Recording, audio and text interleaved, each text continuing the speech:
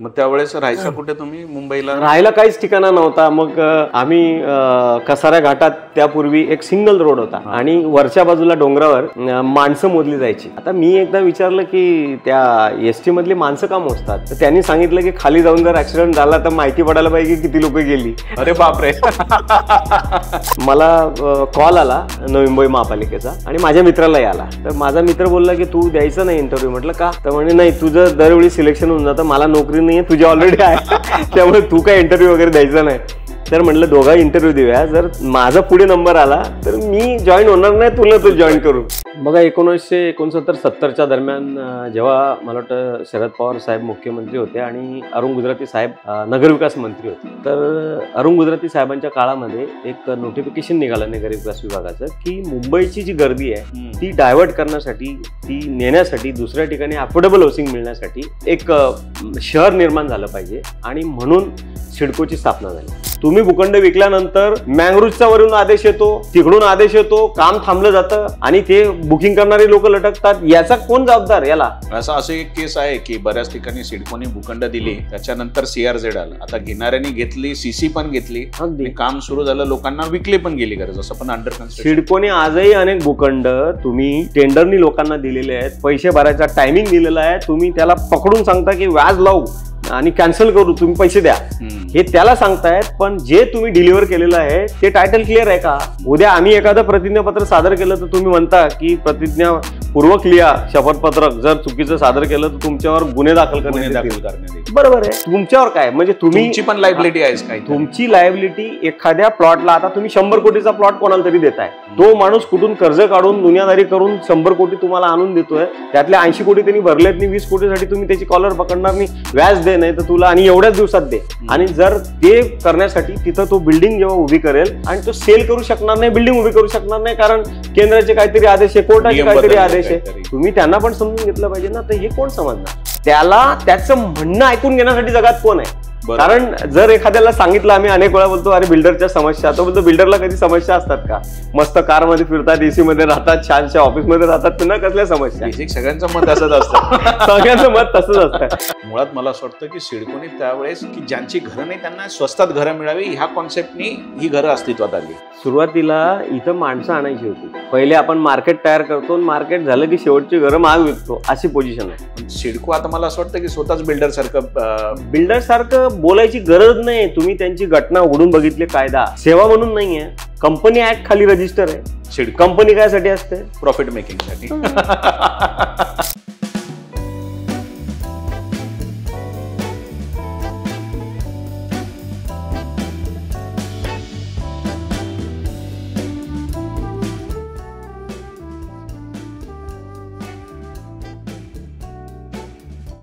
नमस्कार, welcome back. तर काही दिवसापूर्वी मी तुमच्यासोबत एक व्हिडिओ शेअर केला होता आणि सांगितलं होतं की रिअल इस्टेटवर पॉडकास्ट आपण सुरू करतोय. पण मुळात पॉडकास्टची गरज काय? तर पॉडकास्टची गरज आहे की मी इंडिव्हिज्युअली किती इन्फॉर्मेशन तुमच्यासाठी गॅदर करू शकतो आणि तुमच्यापर्यंत पोहोचू शकतो. रिअल इस्टेटमध्ये अशी बरीचशी लोक असतात ज्यांच्याकडे ना ग्राउंड रियालिटीपासून इन्फॉर्मेशन असते आणि अशा लोकांसाठी भेटणं, त्यांच्याशी डिस्कस करणं, त्यांच्यापासून इन्फॉर्मेशन घेणं ही एक संधी असते. आणि अशीच संधीच्या शोधांमध्ये मला आज भेटलेत बाविस्कर सर. तुम्ही याच्या आधी प्रकाश बाविस्कर सरांना खूप वेळा वेगवेगळ्या प्लॅटफॉर्मवर बघितलं असेल, खूप सगळ्या न्यूज चॅनल्सवर बघितलं असेल. नवी मुंबई जी स्थापन झाली तेव्हापासून तर आत्तापर्यंत खूप मोठा जो आहे त्यांचा प्रवास राहिला आहे. खूप वेगवेगळ्या रिअल इस्टेट क्षेत्रामध्ये खूप वेगवेगळी कामं केली. तर मला असं वाटतं की मी त्यांच्याबद्दल जास्त बोलण्यापेक्षा त्यांच्याशी आपण चर्चा करूया, कारण नवी मुंबईची खडा माहिती आज आपल्या ह्या पॉडकास्टमध्ये तुमच्यासोबत शेअर करणार आहे. तर सर, स्वागत आहे तुमचं पॉडकास्ट चॅनल. धन्यवाद. सगळ्यात पहिले थँक्यू सो मच सर वेळ दिल्याबद्दल. येस. तुमचं खूप बिझी शेड्यूल आहे. तुमचा स्वतःचा बाविस्कर ग्रुप जो आहे त्याचे CMD आहात, तुमचा स्वतःचा वर्कलोड भरपूर आहे, टाइम कमी असतो आणि मला वाटतं की आपण एक साधारण 20 दिवसापासून प्रॅक्टिस करत होतो, डिस्कशन करत होतो आणि फायनली आज तो दिवस आला की तुमच्यासोबत बसून चर्चा करायची संधी मिळाली. येस, आज सोमवारचा दिवस होता. कसं चालू आहे सर लाईफ मध्ये सध्या? काय स्टेज चालू आहे? सध्याची स्थिती जर आपण सर्वांना प्रथम मी नमस्कार करतो आपल्या प्रेक्षकांना. आणि खूप तुमच्या चॅनलचं कौतुक करतो की सुरुवातीलाच की तुम्ही अगदी ग्राउंडची जी परिस्थिती आहे ती लोकांपर्यंत पोहोचवता. कारण प्रत्येकाला वाटतं की इथं जाऊन मी इन्क्वायरी केली पाहिजे, तिकडे इन्क्वायरी केली पाहिजे, मला काहीतरी गायडन्स मिळालं पाहिजे, कन्क्लूड गायडन्स मिळालं पाहिजे आणि विश्वास असलेलं गायडन्स मिळालं पाहिजे. तर यासाठी तुम्ही जे काम करता त्याबद्दल सगळ्यात पहिले तुमचं अभिनंदन. थँक्यू. आणि जर सद्यस्थिती बघितली तर अविश्वासाचं जे वातावरण आहे ना, एक सामाजिक दृष्ट्या मी बोलतो, नॉट फॉर द हाऊसिंग, पण सामाजिक दृष्ट्या अविश्वासाचं वातावरण जास्त वाढत चाललंय. मुळातच लोकांचा विश्वास नसतो. मी एक नेहमी असं म्हणतो की जिथं विश्वास असतो ना त्या शेतीमध्येच अविश्वासाचा जन्म होतो. करेक्ट. कारण अविश्वासाच्या जन्माला तीच शेती लागते. बरोबर. तर त्यामुळे प्रत्येकाला असं वाटतं की कुठेतरी सर्च मध्ये असतात की सच्चाई काय आहे, खरं काय आहे, फॅक्ट काय आहे. कारण प्रत्येक जण आपापल्या वेगळ्या एमनी आपापल्या गोष्टी करत असतो. आणि मी आपल्याला सांगेल की आपण फार असे कमी ब्रँड किंवा लोगोज बघितले असतील. 22कर ग्रुपचा हा लोगो आहे आणि त्याच्या खाली लिहिलंय बिल्ट रियालिटी. बिल्ट रियालिटी म्हणजे सच्चाई का निर्माण. बेसिकली आपण बोलायचं म्हणलं तर जगात दोन प्रकारची लोक आहेत. खऱ्या जाती धर्म सगळे खरं दोनच आहेत, एक खरं आणि एक खोटं. एक खरं आणि खोटं. आणि पूर्वीचं जर तुम्ही बघितलं की पूर्ण इतिहास जरी बघितला, त्या इतिहासात कोणतरी रावण असणार, कोणीतरी चुकीचं काम करणारा व्यक्ती असणार आणि कोणतरी योग्य व्यक्ती असणार. तर योग्य व्यक्ती आणि अयोग्य व्यक्तींची फाईट, बस हे म्हणजेच लाईफ आहे. बरोबर. आणि तुमच्या आयुष्यात प्रत्येकाला हे सर्च करणं फार कठीण सद्यस्थितीत आहे. आणि तसं सगळं, पण त्यातल्या त्यात आपण आपल्याला जेवढं काही पिरियड मिळालेलं आहे, आपलं जे काही जीवन मिळालेलं आहे त्याच्यामध्ये आपल्याला काय आनंद घेता येतो तो आपल्याला घेतलाच पाहिजे. पण सगळ्यांनाच मी आज आवाहन करेल की सामाजिक जबाबदारी ही तुमची आहे. बिकॉज का की तुम्ही एखाद्या बिल्डिंगमध्ये राहता, एखाद्या ठिकाणी राहता, MSCB वाला कोणतरी मेहनत करतो, तुम्हाला लाईट पोहोचवतोय, पाणीवाला तुम्ही मला पाणी पोहोचवतोय. प्रत्येक व्यक्ती आपल्याला त्याच्या लाईफमध्ये काहीतरी करतोय आणि तुमच्यापर्यंत पोहोचवतोय. त्याला शिवाय देत बसण्यापेक्षा मला असं वाटतं की त्यांना रोज थँक्स बोललं पाहिजे, म्हणजे त्याला आणखी काम करायचं. एखाद्या दिवशी लाईट जाते, 2-3 तास येत नाही, आपण त्याच्या नावाने बोंबलतो. तर ते केल्यापेक्षा त्यांनी पूर्ण एक 365 दिवस लाईट पुरवली आपल्याला, याच्याबद्दल थँक्स बोलला. त्या 3 तासासाठी आपण तक्रार करतो. येस. बरोबर. सर, मला बाकीचं बरंच बोलायचं नवी मुंबईबद्दल. मी आता मागे तुमचा एक व्हिडिओ बघितला न्यूज चॅनलवर, ज्याच्यात तुम्ही म्हणला की नवी मुंबई हा शब्द, तिसरी नवी मुंबई हा शब्दच खोटा आहे. बरोबर. पण हे सगळं तर डिस्कशन होईल. पण मला सांगा की आज 22कर ग्रुप कुठल्या स्टेजला हे लोकांना सांगायची गरज नाही, ठीक आहे. पण तुमचा पहिला दिवस कसा, तुम्ही मुंबईत आलात तर तुम्ही ॲज अ बिल्डर म्हणून आला नसाल, डेव्हलपर म्हणून आला नसाल. तुमचा पहिला दिवस कसं आला? आज तर तुम्ही चला एकदम लक्झरियस कारने फिरता. पहिलं एसटीने आला, कसं आला पहिल्या दिवशी? पहिल्या दिवसाचा प्रसंग सांगायचा म्हणजे माझं गाव आहे जळगावमध्ये, चोपडा तालुका, आणि घोडगाव नावाचं गाव आहे. खेड्यामध्ये मी राहत होतो आणि माझं 10वीपर्यंत शिक्षण अगदी माझ्या घोडगावच्या CB निकम हायस्कूलमध्येच झालं. आणि जेव्हा नोकरीच्या आम्ही तालुका प्लेसवर जेव्हा आमच्या डिप्लोमाला होतो तेव्हा त्या वर्गातले श्रीमंत लोक सगळे बोलायचे की तुम्हाला हा नोकरी लावणार, माझा तो नातेवाईक आहे. आणि मी विचार करत होतो की माझा तर कोणीच नाही, आता आपण करायचं काय? मुंबईला नाही, मुंबई हा फोकसच नव्हता, मुंबई माहितीच नव्हती. कुठेतरी काहीतरी नोकरी मिळाली पाहिजे, असा एक शोध होता. मग पहिल्या नोकरीच्या शोधामध्ये आम्ही नागपूरला गेलो. आमचे वडील घेऊन गेले तिकडे. शिवनेरी प्रेस धनवटे म्हणून फार मोठी आसामी होती त्या इंग्रजांच्या काळात, त्यांच्याकडे नोटा बिटा छापल्या जायच्या, असे सगळे नातेवाईक ते. आणि त्यांच्याकडे आम्हाला नेलं. मग तिकडे जॉब शोधला. त्याच्यानंतर मी एक माझे मित्र होते, म्हणजे मला भेटले, आता मित्रच आहेत ते, बोरसे पाटील असोसिएट्सची एक हे होती. आणि त्यांनी मला 300 रुपये महिन्याचं खाता पिता तिकडे राहायचं आणि ग्रामपंचायतच्या ओपन विंडो तिकडे काही नाही. नांदेडजवळ एक गाव होतं, पूर्णा प्रोजेक्टवर आम्ही काम केलं. तर तिकडे 300 रुपयात खाता पिता, दिवसभर रात्रभर, रात्री 1 वाजेपर्यंत पण ड्रॉइंग करायचे वगैरे, कंटूर्स लेवल करायचे. 24 तास नोकरी. 24 तास नोकरी.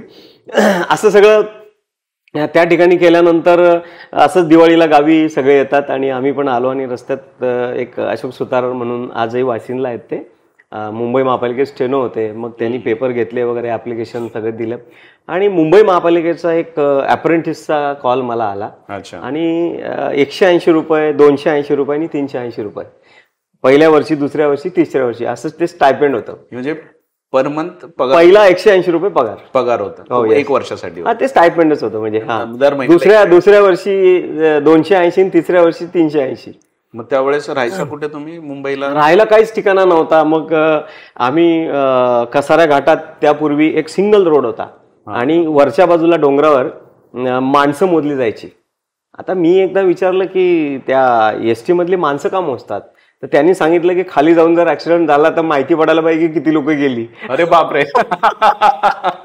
म्हणजे तिकडे भयंकर होतं, अतिशय भयंकर होतं. आणि तिकडे तो रोड तसा कॉम्प्लिकेटेड होता आणि नेहमी ऍक्सिडेंट्स वगैरे व्हायचे. गाड्या जुन्या होत्या, एसी गाड्या नव्हत्या वगैरे, 12-12 तास त्या ओपन विंडो मधून यायचं वगैरे.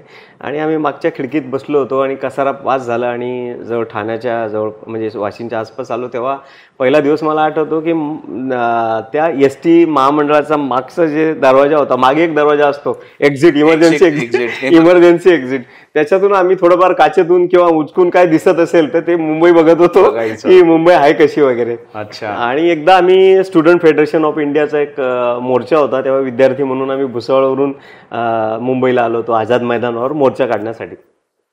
तर असं सगळा प्रवास झाला आणि मुंबई महापालिकेत 3 वर्ष, मग कुठे आंबिवली, कुठे अटाळी, कल्याण, कोळसेवाडी, अशा वेगवेगळ्या ठिकाणी मग राहण्याची वेळ आली. अगदी 80 बॅचलर म्हणजे 80 रुपये महिन्याच्या रूम मध्ये, आणि आम्ही 12-13 वर्ष हाताने जेवण बनवणं, बॅचलर राहणं, नोकऱ्या शोधणं, असं सगळं काही लाईफ त्या वेळेमध्ये गेला सुरू होते.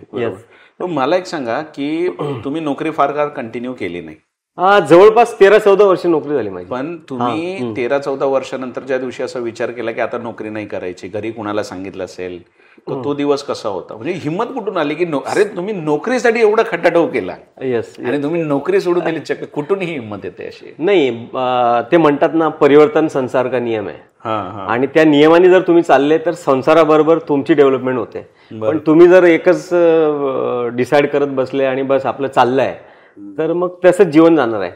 तर जेव्हा मुंबई महापालिकेची नोकरी अप्रेंटिस पूर्ण झाल्यानंतर वेगवेगळ्या ठिकाणी मग छोट्या छोट्या नोकऱ्या करून जेव्हा मुंबई महापालिकेची नोकरी मिळाली, परमनंट नोकरी मिळाली, वॉटर सप्लायला मला पलटण रोडला जॉब मिळाला होता. तर त्याच्यानंतर आम्ही पार्ट टाइम कॉलेज साबू सिद्दीक जॉईन केलं. तिकडे पण अजून इंजिनिअरिंग अजून येते सगळं. असं करत असताना जेव्हा एक दिवस असाच होता, एक प्रसंग तो मला सांगावासा वाटेल की आंबिवलीच्या ठिकाणी, अटाळीच्या ठिकाणी मी राहत होतो आणि अनेक आमचा डब्याचा ग्रुप होता. त्या डब्यामध्ये एक प्रसंग घडला. तो ऍक्च्युली मराठी पाऊल पडते पुढे या सिनेमामध्ये त्या काही स्टोरी आहे त्याच्यामध्ये. तर त्या ठिकाणी आम्ही एक भावे के कोण असं नावाचे ठाकुर्लीला राहत होते. ते व्यक्ती रिटायर झाले आणि ते जेव्हा रिटायर झाले तर मला वाटतं लागून काय 7-8 महिने वर्षच झालेलं होतं. बरोबर. आणि त्या सेंड ऑफची तयारी त्या डब्यामध्ये करण्यात आली आणि सगळे त्यांना सेंड ऑफ देत होते. आणि माझं पहिलं वर्ष पूर्ण झालेलं नव्हतं, 7-8 महिनेच पूर्ण झालेले होते जॉबचे. आणि मी मला त्यांच्यामध्ये बघायला लागलो की असा हार मला घातला जाईल या डब्यामध्ये, मी अपडाऊन करणार आणि एक दिवस रिटायर होणार. आणि मग असं सगळं मला स्वतःला, मग तेव्हा सगळं चित्र फिरायला लागलं. आणि ते सेंड ऑफ जेव्हा त्यांचा झाला तेव्हा ते माझ्या बाजूला येऊन बसले. मी त्यांना विचारलं की साहेब तुम्ही किती वर्ष नोकरी केली? तर म्हणे मी 28-29 वर्ष झाले मला नोकरी करून. म्हटलं ह्याच डब्यामध्ये येत आहे? तर म्हणे हो, आम्ही या ट्रेनच्या याच डब्यामध्ये येतोय आणि असंच जातोय ना असंच येतोय. तर मग म्हटलं आता काय करणार? म्हणजे रिटायरमेंटची त्यावेळी फक्त 3-4 लाख रुपये मिळायचे, त्याचं एक घर घेणार तिकडे आणि त्या घरामध्ये राहणार. म्हटलं पुढचं काय? नाही म्हणजे झालं, आता काय, आता सगळं झालं, आता फॅमिली बघणार, हे ते, असं घरी राहणार. मग ते पिक्चर मला तेवढ्या सेकंदामध्ये दिसलं की माझं रिटायरमेंट होणार आहे आणि मी इथंच कुठेतरी राहणार आहे. सेम स्टोरी पुढे. हा. तर मग शेवटी ते सगळं कट ऑफ केलं आणि मी ठरवलं की आता नोकरी नाही करायची, आपल्याला काहीतरी जॉब सोडला पाहिजे. मग असंच आता गावावरून कोणाचा माझा संपर्क होत नव्हता, त्यावेळी खूप कम्युनिकेशन कमी होतं, हायवे वगैरे नव्हते. आणि त्या पिरियडमध्ये मग माझा निर्णय मलाच घ्यायचा असायचा, कारण आमची आई एकदम पॉवरफुल आणि आईने एकदाच सांगितलं होतं की फक्त आमच्या घरापर्यंत आमचं नाव खराब होईल असं काही करायचं नाही, मग काय करायचं ते करायचं. तर मग हा जे सगळे विचार होते ते आमच्या कंटिन्युअस डोक्यामध्ये असायचे. आणि मग मी असं ठरवलं की नोकरी सोडून टाकायची आणि आपण छोटा मोठा काहीतरी उद्योग करूया. तर त्यावेळी नेमका योगायोग असं झालं की ते सोडण्याचं अजून एक कारण होतं की कल्याणच्या साईडला राहायचं आणि विटीला नोकरी करायची म्हणजे आयुष्यभर ट्रेनचा प्रवास आपल्याला नको. मग ट्रेनचा प्रवास नको असेल तर अशा ठिकाणी नोकरी कमीत कमी पाहिजे की जिथं सहज आपल्याला घर घेता येईल आणि राहता येईल, म्हणजे ट्रेनचा प्रवास होणार नाही असं. बरोबर. मग त्या अँगलनी असा विचार चालू होता, बिझनेसचा विचार चालू होता. तेवढ्यात योगायोग असं की मला कॉल आला नवी मुंबई महापालिकेचा आणि माझ्या मित्रालाही आला. तर माझा मित्र बोलला की तू द्यायचं नाही इंटरव्ह्यू. म्हटलं का? तर म्हणे नाही, तुझं दरवेळी सिलेक्शन होऊन जातं, मला नोकरी नाही आहे, तुझी ऑलरेडी आहे, त्यामुळे तू काय इंटरव्ह्यू वगैरे द्यायचा नाही. तर म्हटलं दोघा इंटरव्ह्यू देऊया, जर माझा पुढे नंबर आला तर मी जॉईन होणार नाही, तुला तू जॉईन करू. मग दोघांचं ठरलं आणि मग आलो इकडे इंटरव्ह्यूला. नवी मुंबई महापालिकेचा बेलापूर भवनमध्ये पहिले 8 कर्मचारी, आता जे सगळे आम्ही भरले गेलो. तेव्हा महापालिकेचं भाड्याचं कार्यालय होतं नवी मुंबई महापालिकेचं. अच्छा, आता बेलापूरचं बेलापूर नाही, बेलापूर भवन होतं. बेलापूर भवन जे आहे जिकडे बँक, कोकण रेल वगैरे आहे तिकडे ते कार्यालय होतं. त्या कार्यालयामध्ये ते महापालिकेचं पहिलं टेबल, काही ग्रामपंचायत ज्या झालेल्या होत्या, ग्रामपंचायतच्या एकत्रीकरण करून ही भारतातली पहिली अशी महापालिका आहे जिचं कन्व्हर्जन म्हणजे ग्रामपंचायत मधून महापालिकेत असं कधीच कुठे होत नाही. आधी त्याचं डेव्हलपमेंट होतं, ग्रुप ग्रामपंचायत मोठ्या असं थोडंसं सिटी होते, नगर परिषद होते आणि मग नंतर महापालिका पण ही पहिली अशी झाली. तर तशा प्रकारे आणि योगायोग असं होतं की त्या मित्राची माझी दोघांची या ठिकाणी नियुक्ती झाली. मग जॉईन केलं, तिकडे रिझाईन केलं. मग नंतर मग इकडे काही दिवसानंतर अतिशय कडक प्रशासक आलेले होते, एम रमेश कुमार. आणि त्यांच्याकडे प्रशासन सगळं प्रशासक असल्यामुळे पॉलिटिकल लोक कोणी नसतात, इलेक्शन झालेलं नसतं, सगळ्या पॉलिटिशियनच्या पॉवर्स पण त्यांना असतात. मग जो भेटला त्याला कर सस्पेंड, कर टर्मिनेट आणि स्ट्रेस क्रिएट व्हायला लागला. रोज स्ट्रेसमध्ये सगळी लोक, कधी कोणाला सस्पेंड तर कोणाला टर्मिनेट. तर जेवढी लोक भरती केली, हे काम येत नाही, ते काम येत नाही, कोणाला समजा कामगार असतील वगैरे, कामगारांना सस्पेंड करणं. मग हळूहळू एक युनियन, जॉर्ज फर्नांडिस आणि शरदरावांची युनियन होती इकडे. प्रफुल्ल म्हात्रे, सुरेश ठाकूर हे लोक तेव्हा सगळं बघायचे. आणि मग आम्ही ते एक दिवशी त्या वॉर्डमध्ये काम चालू होतं, कामगार बसले होते आणि युनियनची काहीतरी मीटिंग चालू होती.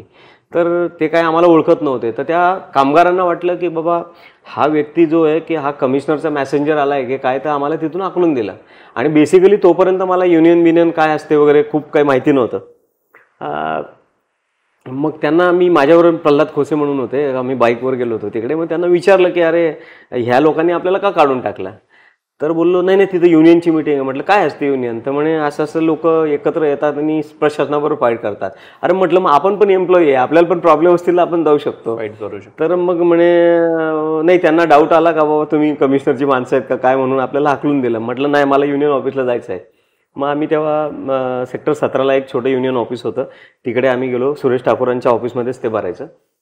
मग तिकडे गेलो, तिकडे आम्ही मेंबरशिप जमा केली आणि मग एम रमेश कुमारांकडे एक मीटिंग होती युनियनची, तिथं मीटिंगमध्ये गेलो.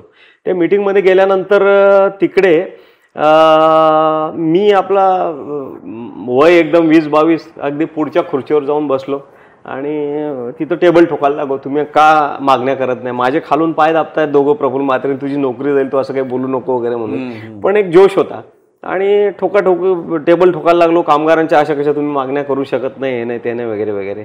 तर ते बोलले हे कोण आहे माणूस आलेला नवीन, हा कोण आहे, याला बाहेर काढ. आणि जेवढे लोक युनियन मध्ये पुढे जोरात बोलत होते ते सगळे मागच्या खुर्च्यांवर बसलेले होते. मला माहित नाही की कमिशनरकडे जाऊन मागच्या खुर्च्यांवर बसायचं, पुढे बसायचं नाही. मग तिकडे ती फाईट सुरू झाली. मग त्यांनी पण उद्योग सुरू केले की बाबा यांना ठेवलं नाही पाहिजे, हा असा माणूस पुढे जाऊन आपल्याला जड पडेल वगैरे. मग त्यांनी त्या कारवाया, मग नोटीस देणं वगैरे सुरू केलं. मग जेव्हा सगळं ते असं सिच्युएशन झाली, तर मग मी जसा बाहेर आलो तसं आमच्या काही कामगारांनी सांगितलं की हाच माणूस आम्हाला कार्याध्यक्ष पाहिजे. म्हणजे रिव्हर्स गेअर झाला की ज्या युनियन मधून मला हाकलून देण्यात आलं होतं त्या युनियनचा मी 13-14 वर्ष कार्याध्यक्ष राहिलो. आणि अनेक फाईट केल्या. 26-27 दिवस महापालिका सगळ्यांनी मिळून आम्ही बंद केली. तुम्हाला आठवत नसेल पण 17 जून 1996 ते 25 जून 1996 भारतातलं एक रेकॉर्ड झालं आमच्या काळामध्ये की 9 दिवस 100% पालिका बंद, एकही कामगार जागेवर आपला बसला नव्हता, सगळे रस्त्यावर होते 96ला.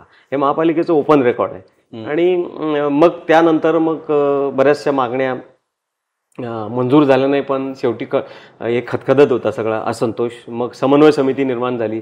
मग समन्वय समितीमध्ये 13 पैकी 12 आमच्या युनियनचीच लोक निवडून आली. मग शेवटी प्रशासनाला आमच्याशी बोलावं लागलं आणि अनेक मागण्या त्या ठिकाणी मंजूर झाल्या. बरोबर. तर अशा पद्धतीने सगळं काम झालं. मग नंतर तो प्रश्न सुटला, कामगारांचा सगळे प्रश्न सुटले.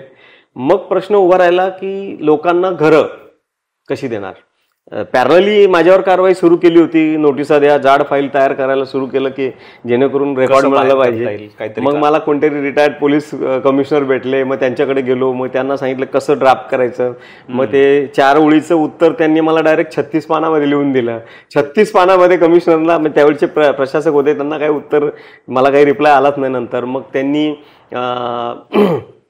2 इन्क्रिमेंट माझ्या बंद करायची ऑर्डर काढली आणि ते मग सस्पेंड न करता येत नव्हतं. मग म्हणून शेवटी त्यांनी 2 इन्क्रिमेंट बंद केल्या. तर त्या मी 7.5 वर्ष लेबर कोर्टात भांडलो आणि व्याजासहित महापालिकेकडून घेतल्या, पैसे घेतले. येस. तर एक जिद्द होती की आपण चुकलो नाही ना, मग कोणाच्या बापाला नाही घाबरायचं. हे पहिल्यापासूनचा एक कन्सेप्ट आहे. आपण चुकीचं काम करायचं नाही आणि चुकीच्या माणसांना घाबरायचं नाही. बरोबर. तर हे सगळं झालं. मग महापालिकेत समस्या निर्माण झाली की लोकांना घरं नाहीत. मग आम्ही खूप फाईट केली आणि जे महाराष्ट्र शासनाचं एक तत्व होती, सर्क्युलर्स होते, त्या रूल्सनुसार आमच्या कामगारांना लोन दिलं पाहिजे. तर 6% त्यावेळी लोन मंजूर करण्यासाठी आम्ही खूप फॉलोअप घेतला. पॉलिटिकल लोकांनी हेल्प केली. स्थायी समितीमध्ये ते मंजूर झालं, सभेमध्ये ते मंजूर झालं आणि सगळ्या मंजुरीनंतर लोकांना लोन मिळायला लागलं. आणि ते पण 4 लाख रुपये. त्यावेळी 4 लाखात 1 BHK यायचा, 4 लाखात 4-4.5 लाखात यायचा, म्हणजे 4.5-5 लाखात. आणि 6-1 लाखामध्ये 2 BHK वगैरे छोटे 2-3 BHK 6-7 लाखाचा बजेट असायचा. मग ह्या लोकांना घरं देण्याचा साठी एक सोसायटी केली. अरुण गुजराती साहेब तेव्हा नगरविकास मंत्री होते. आम्ही त्यांच्याकडे गेलो की माझ्या चोपड्याचे, मी तिथलाच असल्यामुळे आमचेच आमदार होते ते. तर मग त्यांच्याकडे गेलो की सर आमच्या कामगारांना एक भूखंड द्या सिडकोकडून. मग सिडकोमध्ये 1.8 हेक्टरचा भूखंडाची प्रोसेस सुरू झाली. मग काही विरोधी तत्वांना वाटलं की अरे हे फार मोठे होऊन जातील, तर हे काही करून आणून पाडलं पाहिजे. मग तो भूखंड काही आम्हाला मिळाला नाही. मग जेवढी लोक माझ्याकडे 40 लोक उरली, मग ह्या सगळ्यांनी असा प्रस्ताव मांडला की आपण प्रायव्हेट भूखंड कुठून तरी विकत घेऊ. मग 12.5% भूखंड होता ऐरोलीमध्ये 1700 स्क्वेअर मीटरचा. मग तो मिळवण्यासाठी आम्ही प्रयत्न सुरू केले. सोसायटीच्या नावाने घ्यायचा, सगळ्यांची सोसायटी बनवून. बरोबर. तर तो जेव्हा आम्ही घ्यायला गेलो तर सगळ्यात पहिले मी गेल्यानंतर त्या, मला वाटतं इथे जिंदल ॲडव्होकेट आहेत सेक्टर 17ला, त्यांच्याकडे त्या ओनरने मला, गावण म्हणून ओनर होते, त्यांनी मला नेलं तिकडे. आणि त्या ओनरकडे गेल्यानंतर ते ओनर तिकडे त्या वकिलांना विचारलं सल्ला की बाबा असं असं महापालिकेची लोक आहेत, यांना द्यायचं आहे. ते त्यांनी मला आतमध्ये बोललं, तुम्हारा सैलरी क्या? मैं बोला सर 6-7 हज़ार रुपये होगा, 7 हज़ार. तो बोले आपके प्लॉट का प्राइस क्या है? बोले 1,20 लाख. आता ज्या आत्ताच्या घडीला त्या आजच्या मार्केटला त्या प्लॉटची किंमत 34 कोटी रुपये. 34 कोटी. हा, म्हणजे 2 करोड रुपये जरी टेंडरच्या वर्षाची गोष्ट होती तुमची ही 99 2000ची. अच्छा, 2000ची. तर त्यावेळी आणि मार्केट एकदम पडलं होतं तेव्हा, सिच्युएशन एकदम बॅड होती मार्केटची. 1 करोड म्हणजे 98-99च्या 1 करोड म्हणजे खूप मोठी गोष्ट होती. तर त्या काळामध्ये मग मी त्यांच्याकडे गेलो. तर सगळ्यात पहिले त्या वकिलाने त्याला आतमध्ये ठेवलं, मला बाहेर काढून दिलं आणि सांगितलं की भाई ये लोगों के चक्कर में कहा जा रहा है, सिक्योरिटी. ये लोग के पास तो पैसा नाही है, कुछ नाही, यांना बाहेर काढा. आणि मग मी बाहेर आलो क्युरियोसिटीने. मग त्यांना विचारलं बाबा क्या हो गया, मेरे को प्लॉट दे रहे की नाही हमारे स्टाफ को वगैरे. तर त्यांनी आम्हाला सांगितलं की नाही, आमच्या वकिलांनी सांगितलं पहिले त्यांना 30-35 लाख रुपये त्यांच्याकडे कॅश आहे का बघा, त्यांच्याकडे पेमेंट आहे का बघा, आणि मगच त्यांना तुम्ही भूखंड द्या, नाही तर देऊ नका, असं काही करू नका तुम्ही म्हणून. तर मला तो भूखंड मिळाला नाही. मग सगळ्या कामगारांचं आता करायचं काय. तर मी 8 ते 9 महिने त्या गावण साहेबांच्या घरी 1 दिवस 8 रोज जात होतो. संध्याकाळची ड्युटी संपली की कन्व्हिन्स करायला की साहेब मला तो भूखंड द्या, आमचे लोक हे करतील, आमचे लोक ते करतील, असं सगळं कन्व्हिन्स करून करून करून 9व्या महिन्यात मला प्रसन्न झाले महादेव. त्यांचं नावच शंकर गावण होतं, त्यामुळे ते महादेव मला प्रसन्न झाले. आणि त्यांनी सांगितलं की एक माझ्या मित्राकडे चला बांद्र्याला, मी तुम्हाला घेऊन जातो. मग त्या मित्राने विचारलं की तुम्ही हे पैसे कसे देणार आहेत. तर आपल्या पालिकेची एक पॉलिसी आम्ही युनियनच्या माध्यमातून बनवली होती की बाबा ॲग्रीमेंट केलं त्यावेळी काही खूप रजिस्ट्रेशन, स्टॅम्प ड्युटी ह्या काही कंपल्शन नव्हत्या, खूप जास्त कंपल्शन नव्हत्या. पण डेव्हलपमेंट ॲग्रीमेंट केलं की 50% पैसे देणार. म्हणजे यांचे जे पैसे होते 1 करोड रुपये, कारण प्रोजेक्ट 3-3.5 करोडपर्यंत जात होता, तर त्यात लँड कॉस्ट ही जवळपास 1.25 करोडपर्यंत होती. तर ती लँड कॉस्ट त्यांना त्याप्रमाणे तिथं मिळत होती, 50% मिळाल्यानंतर वगैरे असं अर्धे पैसे मिळत होते.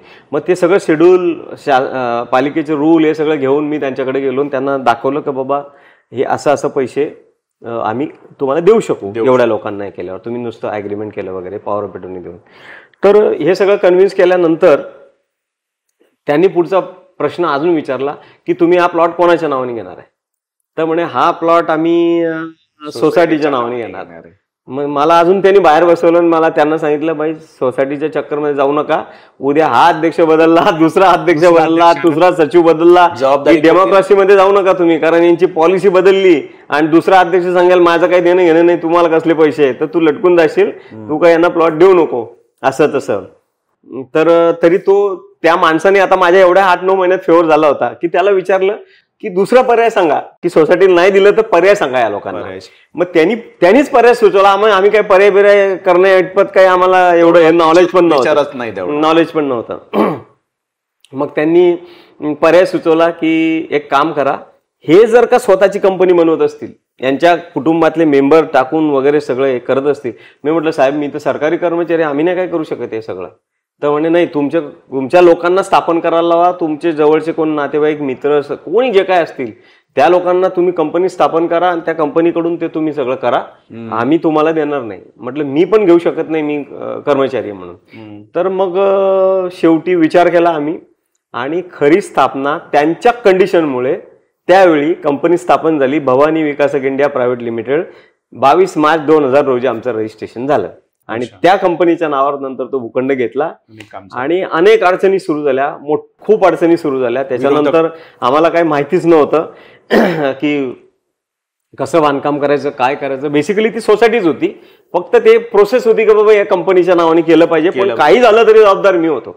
तेव्हा कमीत कमी सोसायटी तरी होती, पण आता आतमध्ये जायची वेळ आली तर आम्हीच जायचं, हा एवढाच फक्त मुद्दा होता. बरोबर. आणि अनेक लोक वेगवेगळ्या तक्रारी करायला लागले की यांच्याकडून होणार नाही. मग आम्ही त्या फुटपाथवर बसून ते आमची सगळी जी टीम असायची ती आमचे मिसेस वगैरे ते लोक सगळं करायचे. आम्ही बाहेरून फक्त ॲज अ कर्मचारी म्हणून येऊन बघायचो बाबा आमचे सोसायटीचं काम कुठं राहिलं, एवढं फक्त आम्ही करायचो.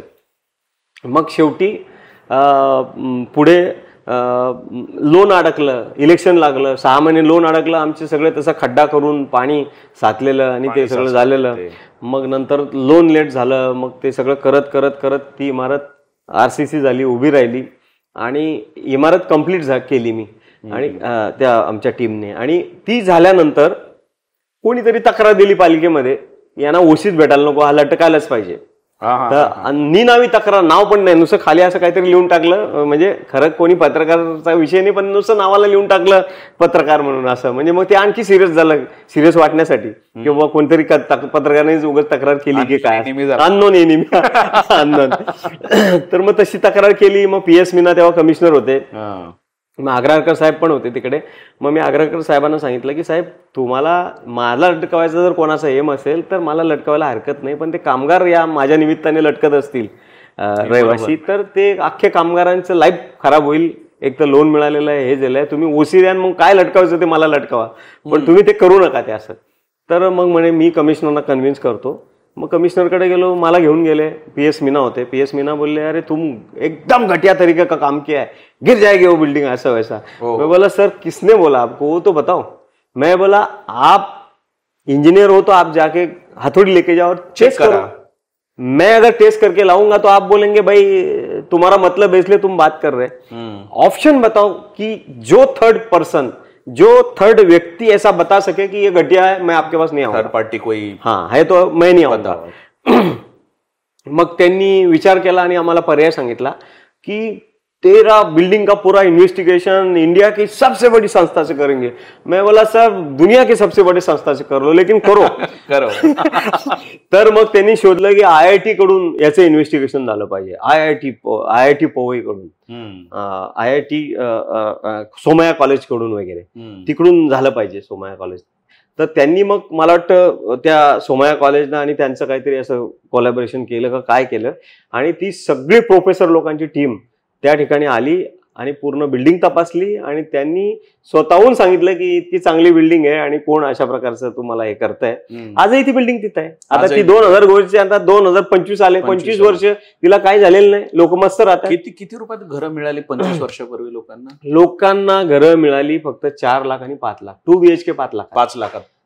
त्याचं विशेष असं आहे, मी तुम्हाला बोललो त्याप्रमाणे की 4 लाखाचं घर आणि 5 लाखाचं घर त्यावेळी त्या लोकांनी नॉमिनल 60-70 हजार रुपये, ते पण पतपेढीचं लोन काढ, इकडे काढ तिकडे काढ, असं करून 10-20 हजार रुपये त्यांनी टाकले असतील इकडून तिकडून, असे जमा करून जे पैसे टाकले आणि त्यांनी इन्व्हेस्टमेंट अगदी निग्लिजिबल केली आणि आज त्यांची ती घरं झाली. महापालिकेच्या रिटायरमेंट नंतर त्यांना जे काही रिटायरमेंटचे पैसे मिळतात आणि त्यांचा पगार मिळाला असेल त्यापेक्षा जास्त मला साथ दिली म्हणून त्यांना पैसे मिळाले. कारण आता त्या घराची किंमत 70-80 लाख रुपये आहे. 2 BHK ची किंमत 1 कोटीच्या वर आहे. म्हणजे रिटायरमेंटच्या आधी त्यांना करोड रुपये तर माझ्याकडूनच मिळाले. एवढं करून पण आता 1 करोडला घर विकून परत 1 करोडला घर मिळणार नाही, त्यापेक्षा मागच मिळेल. आणि रिडेव्हलपमेंट झालं तर त्यांना अजून त्याचे डबल मिळतील असं. आता रिडेव्हलप म्हणजे मी कदाचित असा एक डेव्हलपर असावा की माझ्या समोर माझ्या इमारती माझ्याकडे रिडेव्हलपमेंटला येणार आहेत. बरोबर. पण एवढ्या सगळ्यामध्ये आता मी मागे तुमचा एक व्हिडिओ बघितला, त्याच्यामध्ये मला ते आता तुम्हाला बाकीच्या गोष्टीवर विचारायचं नवी मुंबईबद्दल, कारण आपले फॉलोअर्स भरपूर आहेत. मला अधूनमधून सबस्क्रायबरचे पिन्स असतात, ईमेल्स असतात किंवा कमेंट्स असतात की 3ऱ्या महामुंबईमध्ये इन्व्हेस्टमेंट करायची, 3ऱ्या मुंबईमध्ये इन्व्हेस्टमेंट करायची. आणि मुळात मी थोडंसं रिसर्च करतो तुमचा व्हिडिओ मी बघितला एक दिवशी, जर तुम्ही म्हटलं तर की 3री मुंबई हा शब्दच खोटा आहे. मुळात म्हणजे काय, मला थोडंसं जरा क्लिअर करून एलिब्रेट करून सांगाल तुम्ही नेमकं काय विषय हा? बघा 1969-70च्या दरम्यान जेव्हा मला वाटतं शरद पवार साहेब मुख्यमंत्री होते आणि अरुण गुजराती साहेब नगरविकास मंत्री होते, तर अरुण गुजराती साहेबांच्या काळामध्ये एक नोटिफिकेशन निघालं नगरविकास विभागाचं की मुंबईची जी गर्दी आहे ती डायव्हर्ट करण्यासाठी, ती नेण्यासाठी, दुसऱ्या ठिकाणी अफोर्डेबल हाऊसिंग मिळण्यासाठी एक शहर निर्माण झालं पाहिजे आणि म्हणून सिडकोची स्थापना झाली नवी मुंबईमध्ये. नवी मुंबईसाठी नवी मुंबई डेव्हलप करण्यासाठी सिडको आणि नवी मुंबई, मुंबईची लोक शिफ्ट होणार आहेत तर त्यांच्यासाठी अशा प्रकारचं एक शहर वसावं यासाठी स्थापना झाली. आता नवी मुंबई डेव्हलप करायला जवळपास त्यावेळी असं झालं की संपूर्ण लँड ॲक्वेशन पॉलिसी खाली ॲक्वायर करण्यात आली, सगळी गावं ॲक्वायर करण्यात आली. म्हणजे बेसिकली असं होतं की नवी मुंबईच्या परिसरात जी गावं होती ती सगळी गावाची जी जागा होती ती सिडकोच्या ताब्यात आली, ॲक्वायर केली. ते ओनर झाले, सिडको ओनर झाले. एकदा मालकाला सवय झाली की मी मालक आहे म्हणल्याची, तर बाकी नोड मध्ये काय डिफरन्स आहे मी थोड्या वेळाने सांगेल तुम्हाला. बरोबर. तर अशा प्रकारे त्यांनी सुरुवातीला मग या ठिकाणी कोणी यायला तयार नाही, ट्रान्सपोर्टेशनच्या अडीअडचणी. सिडकोनी त्या काळात खूप चांगलं काम केलं. म्हणजे एवढं शहर वसवणं, ट्रान्सपोर्टेशन उभं करणं आणि काही नसताना सगळं उभं करणं एवढं काही सोपं नव्हतं. पण ते त्या काळामध्ये वेगवेगळ्या नोडल एरियामध्ये लोक आली, कच्चे रस्ते, मँग्रोव्ज या सगळ्या स्थिती होत्या. पण आत्ताचे कॉम्प्लिकेटेड कायदे तेव्हा नव्हते. आणि कम्युनिकेशन आता इथं आज मी बोलतोय युट्यूबवर करोडो लोक फॉरेनला बघतील अशी स्थिती त्यावेळी नव्हती. त्यामुळे खूप बोमाबोम नाही व्हायची. कुठचं काम झालं, चूक झाली तर त्यांना त्यांच्या 10 लोकांपुरतं राहायचं, मर्यादा असायची. आणि पॉलिटिकल हेड असायचे, त्या हेडच्या रिमोटमध्ये त्या गोष्टी असायच्या. आज त्यांच्या पण रिमोटमध्ये नाही, ते काय बोलले तरी जगामध्ये सगळं पोहोचून जातात. तर असं होतं. तर त्यावेळी ही नवी मुंबई सिडकोने वसवण्यात महत्वाचा वाटा केला. पण त्या ठिकाणी मग 3-4 प्रकार पडले की पहिले तर त्यांनी स्वतःची छोटी छोटी घरं, SS टाईप वगैरे अशी बैठी घरं वगैरे बनवली. नंतर छोट्या छोट्या G+4च्या इमारती त्यांनी बनवल्या लोकांना सेल करण्यासाठी. तदनंतर अशा वेगवेगळ्या सोसायट्या बनवायला घेतल्या आणि त्या सोसायट्यामध्ये जे लोक अर्ज करतील त्यांना सहज भूखंड मिळत होता. तेव्हा एकत्र येऊन जुन्या आपण सिडकोच्या सोसायट्या बघितल्या, एकत्र येऊन सुद्धा म्हणजे सिडकोनेच बांधलेल्या अशा सोसायट्या नाही आहेत, प्रायव्हेट लोकांनी बांधलेल्या पण सोसायट्या आहेत. त्यामुळे तो सोसायटी प्लॉट हा प्रकार झाला. सिडकोची बैठी घरं, सिडकोची इमारतीतील घरं आणि त्याच्यानंतर मग जी घरं झाली ती सोसायटी बनवून एखादी. त्याच्यानंतर अजून एक प्रकार आला की म्हणजे ज्या लोकांनी आपली जमीन दिली आहे त्या लोकांना शासनाने एक GR काढला की एकूण संपादित जमिनीचे 12.5% जमीन द्यावी. म्हणजे खरं तर ती 9.25% मिळते, कारण बाकीचे इन्फ्रास्ट्रक्चर मध्ये कापून घेतले जाते. तर ती जी काही जमीन त्यांना मिळते ती डेव्हलपमेंटचा प्रश्न निर्माण झाला. मग त्यावेळी इथं विकासक आले आणि पहिले कॉन्ट्रॅक्टरच होते, कारण सिडकोचे प्लॉट होते. आता प्लॉट प्रायव्हेट ओनरचे झाले. ते ओनर एवढे पैसे टाकून काय त्याला विकास करणार नाही किंवा त्यांच्याकडे टेक्निकल नॉलेज नाही. मग या ठिकाणी विकासक तयार झाले आणि ते विकासक या ठिकाणी येऊ लागले, जॉईंट डेव्हलपमेंटमध्ये अशा प्रकारच्या हे करू लागले. पण त्यावेळी शासनाने एक कंडिशन टाकली होती की 10 वर्ष हा भूखंड ट्रान्सफर होणार नाही. तर त्यावेळी आदरणीय सुशील कुमार शिंदे साहेब मुख्यमंत्री होते आणि आम्ही वेगवेगळ्या असोसिएशन्स मध्ये होतो. सगळ्या असोसिएशननी एक टीम बनवली आणि तेव्हा हावरे पण होते. सुरेश हावरे नाही, त्यांचे भाऊ होते. ते परत अजून काही सगळ्या वेगवेगळ्या असोसिएशनच्या टीम होत्या. या सगळ्यांनी मुख्यमंत्र्यांकडे अप्रोच केला आणि त्यावेळचे मुख्यमंत्री अप्रोच केला आणि 10 वर्षाची कंडिशन तुम्ही काढा. याचं कारण असं होतं की 10 वर्षाची कंडिशन जर तुम्ही टाकली, तुमच्या करारामध्ये मेन्शन करून ठेवलेलं आहे की 4 वर्षाच्या आत बांधकाम करायचं. आता ज्याला तुम्ही भूखंड देताय त्याचं आपलं झोपड्याचं घर आहे, तो माणूस ते 1000 2000 मीटरनी 5000 मीटरचे भूखंड कसा बांधतो, तो कसा डेव्हलपमेंट, कुठून पैसे आणणार आणि नॉलेज काय, टेक्निकल नॉलेज काय. अननेसेसरी एखाद्याला द्यायचं आणि बांधून ठेवायचं आणि तू काय खायचं नाही म्हणून, खायला पक्वांना द्यायचं आणि सांगायचं खायचं नाही, बांधून ठेवलं. प्लॉट तुमच्याकडे ज्याला प्लॉट मिळतोय त्याला सांगायचं 10 वर्ष तू ट्रान्सफर करू शकत नाही आणि तो 4 वर्षाचा डेव्हलप करायचा. हा, तर मग त्या लोकांना आपण मग कसं करायचं हा निर्माण झाला. मग आम्ही गेलो साहेबांकडे, त्यांना सांगितलं असं कंडिशन आपल्याला खूप ताणून धरता येणार नाही, तुम्ही याच्या कंडिशन काढा. आणि बेसिकली त्या लोकांना कोणीतरी पैसे का द्यायचे. आता त्यांच्या मुलीच्या लग्नाचा प्रश्न होता, घरगुती इश्यूज होते, मुलांच्या शिक्षणाचा प्रश्न होता, यांना पैसे देणार कोण. तर पैसे तोच माणूस देईल ज्याला काहीतरी रिफंड मिळणार आहे.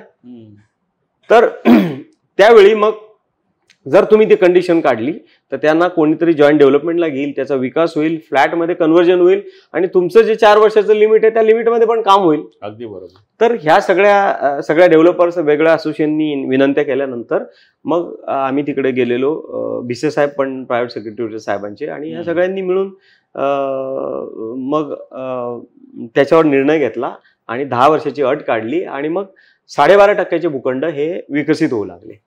आणि मग अनेक लोकांना खरं तर चान्स मिळाला की त्याच्या लाईफमध्ये विकासक होण्याचा यांच्यामुळे. कारण शेतकऱ्यांना कन्व्हिन्स करणं त्या प्रायव्हेट विकासकांना शक्य होतं, कारण मराठी कन्व्हर्सेशन होतं, एजंटचं कन्व्हर्सेशन होतं, सोपं होतं. कारण सिडको काही कोणाच्या घरी जायची नाही किंवा बाकी काही प्रायव्हेट लोक जाण्याऐवजी पर्सनल व्यक्ती म्हणजे त्यांच्या घरी जाऊ शकत होते.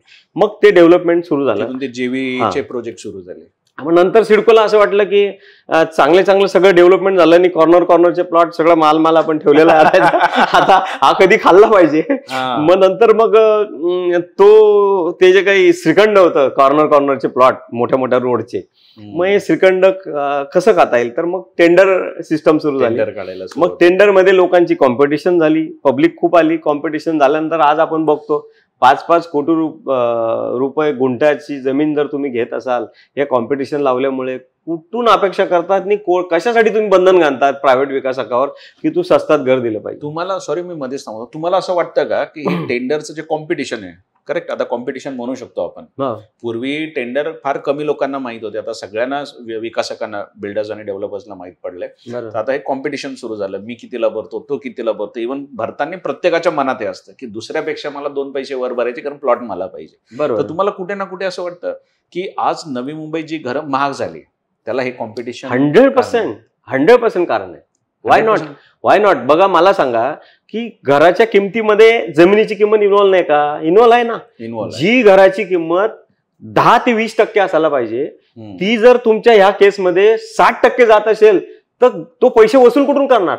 इनडायरेक्टली शासन आणि सिडको पैसे कोणाकडून वसूल करत आहे? जेव्हा टेंडरिंग करतं तेव्हा. टेंडरिंग करत असताना सामान्य माणूस जेव्हा घर घेतो तेव्हा ते पैसे रिकव्हर, इनडायरेक्टली त्याचे लोनच वाढत आहे. आणि इकडून प्रेशर सांगणार की, आणि पब्लिकला वाटणार की अरे विकासक स्वस्त का नाही देत घर? तुम्ही द्या. जे भूखंड तुम्ही 1 रुपयाने घेतलाय ते भले 10 रुपयात द्या, 100 रुपयात द्या. ते 5 कोटी द्यायला लागल्यानंतर काय करणार? कॉम्पिटिशन मध्ये रेट वाढत चालला जागेचा, वाढणार. तुम्ही जर सोसायटी सिस्टम कुठे गेली की लोकांनी एकत्र येऊन सिडकोकडे भूखंड मागावा. तुमची जी रिझर्व्ह पाहिजे शासन आहेत तुम्ही जर शासन आहात, तुमच्यावर जर बंधन असेल तर मूळ किंमत जो तुम्हाला खर्च येतोय इन्फ्रास्ट्रक्चरचा आणि आउटर इन्फ्रास्ट्रक्चरचा तो सगळा इन्व्हॉल्व्ह करून तुमची जी काही किंमत बनते त्या किमतीने अलॉट करा ना. कॉम्पिटिशन का लावताय? कॉम्पिटिशन लावल्यामुळे बाहेरचे डेव्हलपर्स आले, जे महाराष्ट्राच्या बाहेरून आलेले लोक आहेत ते लोक, त्यांच्याकडे फायनान्स मिळतो. मराठी लोकांना नाही मिळत फायनान्स, बाहेरच्या लोकांना खूप फायनान्स मिळतो. मग हा फायनान्स मिळाल्यानंतर 5% याचा शेअर, 5% याचा शेअर, 2% त्याचा शेअर. मग हे शेअर मिळून मोठी रक्कम जरी झाली तर घरात पैसे ठेवण्यापेक्षा काहीतरी व्याज भेटतंय. व्याजासाठी ते बिझनेस करतात, ते प्रॉफिटसाठी बिझनेसच नाही करत. समजलं. पण खरं तर या कॉम्पिटिशनचा उपयोग त्यांच्याकडे कमी व्याजाचे पैसे आहेत तर स्वस्त दरात घर मिळायला साठी व्हायला पाहिजे, जनता पण माग देण्यासाठी जातो. याच्यामध्ये जनता भरडली गेली ना सर. जनता भरडली जाते तर एंड युजर नेहमी भरड्यासाठीच लोकांनी तयार केलं की काय, असं वाटतंय का करावं? आणि दुसरी गोष्ट, इन्फ्रास्ट्रक्चर किंवा हे सगळं बनवण्यासाठी सिडकोची गरज त्यावेळी होती आहे, त्यात काही विषय नाही. परंतु त्यांना कुठेतरी रेस्ट्रिक्ट केलं पाहिजे ना की तुम्ही या रेटच्या वरती नाही विकू शकत. हा, वरून प्रेशर आणतात की तुम्ही एवढी स्टॅम्प ड्युटी भरा, एवढं हे भरा, विकासकाचं हे तपासा, ते तपासा, सगळं तपासलं पाहिजे. मी नाही म्हणत नाही, पण त्यांना काय करणार? उद्या आता कोर्टाने आदेश दिलेले आहेत की रेराच्या अंडर सिडकोनी त्यांचे भूखंड विकताना रजिस्ट्रेशन करावं. लोकांना माहित पाहिजे की तुम्ही कोणता भूखंड विकताय. तुम्ही भूखंड विकल्यानंतर मँगरूजचा वरून आदेश येतो, तिकडून आदेश येतो, काम थांबलं जातं आणि ते बुकिंग करणारे लोक लटकतात. याचा कोण जबाबदार? याला असं एक केस आहे की बऱ्याच ठिकाणी सिडकोने भूखंड दिली, त्याच्यानंतर CRZ आलं. आता घेणाऱ्यांनी घेतली, CC पण घेतली, काम सुरू झालं, लोकांना विकली पण गेली गरज. असं पण अंडर कन्स्ट्रक्शन. सिडकोने आजही अनेक भूखंड तुम्ही टेंडरनी लोकांना दिलेले आहेत, पैसे भरायचा टायमिंग दिलेला आहे, तुम्ही त्याला पकडून सांगता की व्याज लावू आणि कॅन्सल करू, तुम्ही पैसे द्या, हे त्याला सांगतायत. पण जे तुम्ही डिलिव्हर केलेलं आहे ते टायटल क्लिअर आहे का?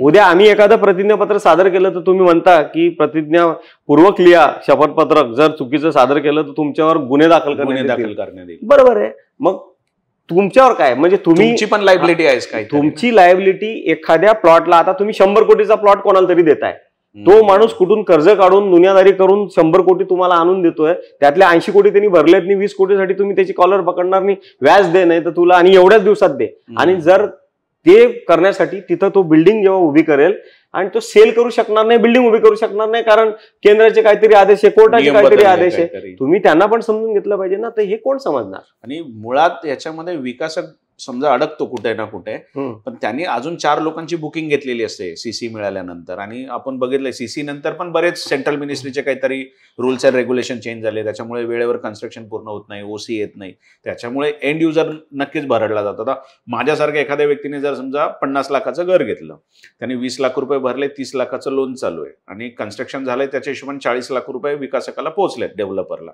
आता माझं जे बँकेतनं पेमेंट केलं त्याचं व्याज तर मला चालूच आहे, आणि समोर कन्स्ट्रक्शन, आजही काही कन्स्ट्रक्शन असे आहेत की जे कंप्लीट झाले नाहीत गेल्या 5 वर्षापासून, 8 वर्षापासून, 7 वर्षापासून, पण मी तर व्याज भरतोच आहे.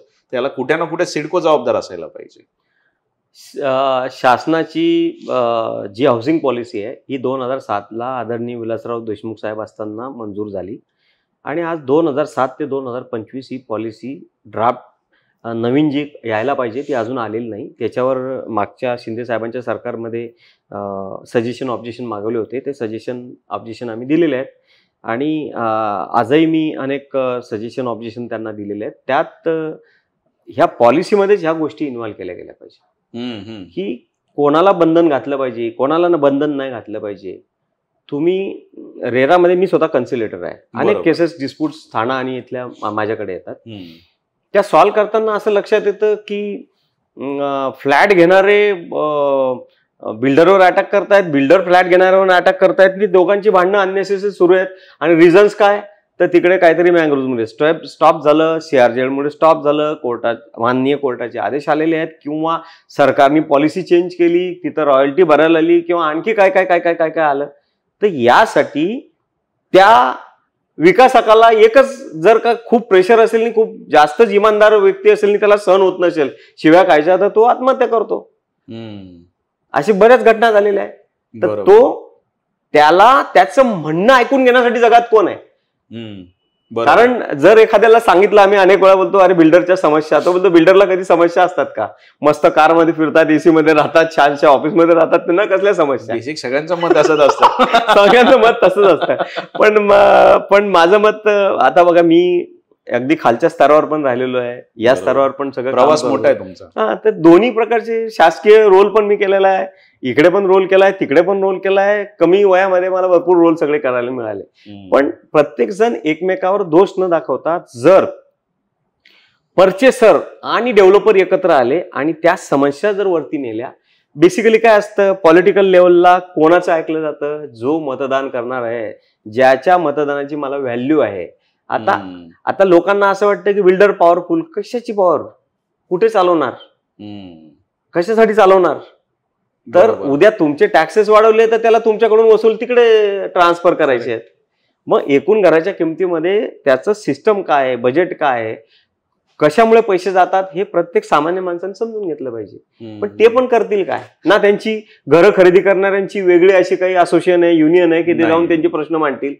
एंड युजरकडे काय ऑप्शनच नाहीये ना सर. आणि बिल्डर पण जातात, तर बिल्डरला काय मांडायचं आहे की मी कुठे अटकलोय, माझा प्रकल्प कुठे अटकला, एवढंच बोलायला बाहेर काढा. पब्लिकच्या समस्या ते बोलतात तुमको क्या करना है, दुनिया का कुछ भी लेके आता है तो. बरोबर. तुमचा प्रॉब्लेम सांगा. तुम्ही एवढं परखडपणे बोलता. आता सध्या सिडकोची जी घरं होती लॉटरी, त्याच्याबद्दल तुम्हाला सहज म्हणून विचारायचं, तो आपला काही डिस्कशनचा विषय नव्हता, पण विचारतो मी की आता मेजॉरिटी सोशल मीडियावर सगळीकडे ट्रोल केलं जातं सिडकोला, की सिडकोनी अननेसेसरी घरं महाग केली. याच्यावर तुमचं स्वतःचं मत काय? साहेब, मला याच्यावर वेगळं काही बोलायची गरज नाही. शासनाने, त्याबरोबर सामान्य माणसाने, इंजिनियर असतात लोक, फ्लॅट घेणारे इंजिनियर असतात, इस्टिमेट करणारे असतात, कन्सल्टंट असतात, खरेदीदार काय फक्त काय नुसतेच कोणीतरी तिकडची झोपडपट्टी इकडे शिफ्ट करायची म्हणून नाहीये. क्वालिफाईड लोक आहेत. हिशोब करा, कन्स्ट्रक्शन कॉस्ट काय, लँड कॉस्ट काय, आणि अदर चार्जेस काय, टॅक्सेस काय, आणि टोटल कॉस्ट काय होते. इथं अगदी आज पूर्वी एक वेगळा सिच्युएशन होते की बिल्डर सांगायचं आणि लोक ऐकायचे. तसं नाहीये. आता ज्याला रिडेव्हलप करायचंय तो पण पूर्ण फिजिबिलिटीने हिशोब काढून आणतो. काढा तुम्ही त्या बिल्डिंगची फिजिबिलिटी काढा आणि विचारा की कशात हा खर्च एवढाच व्हायला पाहिजे, कसा झाला. तुम्ही डेव्हलपरला विचारता की नाही? तुम्ही त्यांना पण विचारा की हा खर्च एवढा व्हायला पाहिजे, एवढा कुठून झाला, मग घरं महाग होणार. मुळात म्हणजे घरं महाग झाली. बघा, त्यातल्या त्यात जे 5 कोटी रुपये किमतीचं तुम्ही इकडे 2 कोटी, 4 कोटी, 5 कोटी अशा प्रकारची जर टेंडर जातात, ती कॉस्ट मायनस झाली. बरोबर, ती मायनस झाली तर त्या रेटने मिळायला पाहिजे. दुसरी गोष्ट, तुम्ही काय अम्युनिटीज देतायत, काय देतायत, नाही. पण कन्स्ट्रक्शन कॉस्ट किती खर्च करतायत. मुळात मला काय वाटतं सर, की ज्या वेळेस नवी मुंबई स्थापन झाली आणि सिडकोचे वेगवेगळ्या टाईपची घरं आली, जसे बैठा चाळीची घरं होती, ए टाईप, बी टाईप वगैरेची होती, किंवा छोटी छोटी 180 स्क्वेअर फीटची, 190 स्क्वेअर फीटची घरं होती. मुळात मला असं वाटतं की सिडकोने त्यावेळेस, की ज्यांची घरं नाही त्यांना स्वस्तात घरं मिळावी, ह्या कॉन्सेप्टनी ही घरं अस्तित्वात आली. सुरुवातीला इथं माणसं आणायची होती. पहिले आपण मार्केट तयार करतो, मार्केट झालं की शेवटची घरं महाग विकतो, अशी पोझिशन आहे. पण सिडको आता मला असं वाटतं की स्वतःच बिल्डर सारखं बोलायची गरज नाही. तुम्ही त्यांची घटना उघडून बघितली, कायदा सेवा म्हणून नाहीये, कंपनी ऍक्ट खाली रजिस्टर आहे. कंपनी कायसाठी असते? प्रॉफिट मेकिंगसाठी. तुम्ही महापालिकांना सांगितलंय का तुम्ही घरं बनवा? महापालिका सेवा करणार, कारण ते वेगळ्या कायद्याच्या अंडर फॉर्मेशन आहे. यांचं फॉर्मेशन कंपनी ऍक्टच्या अंडर आहे. मग याच्यामुळे जी लोक ओढून ओढून सांगतायत की घरं महाग आहे, तर त्याला मला वाटतं हे लोक जुमानत नाही. त्याला हेच कारण असावं कदाचित, कारण गव्हर्नमेंटला तसं काही प्रेशरच क्रिएट होत नाही, कारण इंडिव्हिज्युअल बॉडी आहे. साहेब, जुमानाची काय गरज आहे? तिथं प्रशासक किंवा सगळे IAS लोक बसलेले आहेत. तुम्ही त्यांना सांगून काय उपयोग होणार नाही. तुम्हाला सगळं कळतं, तुम्ही त्या प्रोजेक्टचं सॅम्पल कॅल्क्युलेशन करा, आदरणीय मुख्यमंत्र्यांकडे घेऊन जावा. साहेब, एवढे कॉस्ट आहे, इतका प्रॉफिट जरी आमच्याकडून काढून घेतला तरी एवढे पैसे होतात, एवढीच कॉस्ट होते. बरोबर, हिशोब घेऊन जावा तुम्ही. बरोबर. पण याच्यासोबत आपला तो एक प्रश्न होता मध्ये, की आता तिसरी मुंबई सुरू होते, त्याच्याबद्दल थोडं सांगा. तर तिसरी मुंबई आहे कशी, काय? तर आता तुम्हाला मी सांगता आपण दुसरीकडे गेलो. बरोबर बरोबर. तर ही नवी मुंबईची परिस्थिती होती. मग नवी मुंबई आता जवळपास एवढ्या महाग प्लॉट मिळायला लागल्यानंतर अफोर्डेबल हाऊसिंग राहत नव्हती. तर मग तुम्हाला मी मुद्दाम एक माझं हे दाखवतो. हो. आणि हे का दाखवतो, कारण त्यावेळी तत्कालीन जे मुख्यमंत्री होते आदरणीय पृथ्वीराजजी चव्हाण साहेब, त्यांच्याबरोबरचं हे मीट आहे.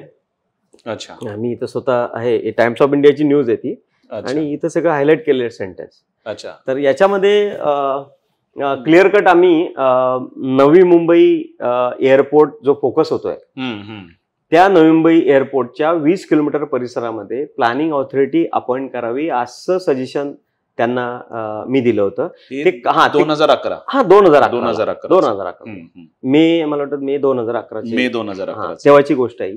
तेव्हाच हे पेपरमध्ये आलेलं माझं आणि त्यांचा फोटो पण आलेला आहे, तो टाइम्स ऑफ इंडिया आहे. तर बेसिकली तिथं असं सुरू झालं की सगळे डेव्हलपर्स बसले होते, नवी मुंबईचा प्रश्न आला. आता नवी मुंबईचा प्रश्न आल्यानंतर सगळ्यांनी माझ्याकडे बोट केलं की तिकडे ते 22 आहेत त्यांना. मग मी तोपर्यंत मुख्यमंत्री उठून गेले होते आणि सगळे उभे राहिले होते. म्हटलं सर रिक्वेस्ट आहे की बसून तुम्ही ऐकून घेतलं तर बरं होईल. नाही बोला म्हणे, काय नवी मुंबईचा 1-2 प्रश्न आहेत, बोला म्हणे पटकन. बोलायला घेतली आणि मी डायरेक्ट त्यांना बोललो की म्हटलं सर मला हे विचारायचं आहे की तुम्ही भारतामध्ये नव्हतात पूर्वी शिकायला, तुम्ही फॉरेनला होतात वगैरे. अरे ते बोलले तुम्हाला त्याच्याशी काय, तुम्ही नवी मुंबईचा प्रश्न सांगा. म्हटलं सर त्याचं रिलेशन आहे म्हणे, त्या माझ्या शिकण्याशी रिलेशन आहे का नवी मुंबईचं? म्हटलं हो साहेब मला तसंच विचारायचं आहे. तर म्हणे हा होतो म्हणे. तर म्हटलं तुमच्या कॉलेजमधल्या मित्रांनी कधीतरी असं म्हटलं असेल की आम्हाला भारतात यायचं आहे फिरायला, तुम्ही हो म्हटलं असेल, आणि त्यांनी तुम्हाला कधीतरी विचारलं असेल की भारतात यायचं पण कुठल्या शहरात यायचं, आणि तुम्ही 100% मुंबई सांगितलं असेल कारण तुम्ही महाराष्ट्रातले. तर म्हणे यस. मग म्हणलं मुंबईमध्ये जेव्हा त्यांनी यायला निघाले आणि फ्लाईटमधून जेव्हा भारताचं दर्शन कुठून सुरू झालं, पाणी आणि आकाश संपल्यानंतर भारताचं दर्शन सुरू झालं. त्यांनी खाली वाकून पाहिलं तर त्यांना पहिले काय दिसलं, तर त्या सभागृहातले सगळे लोक बोलले की धारावीची झोपडपट्टी दिसली.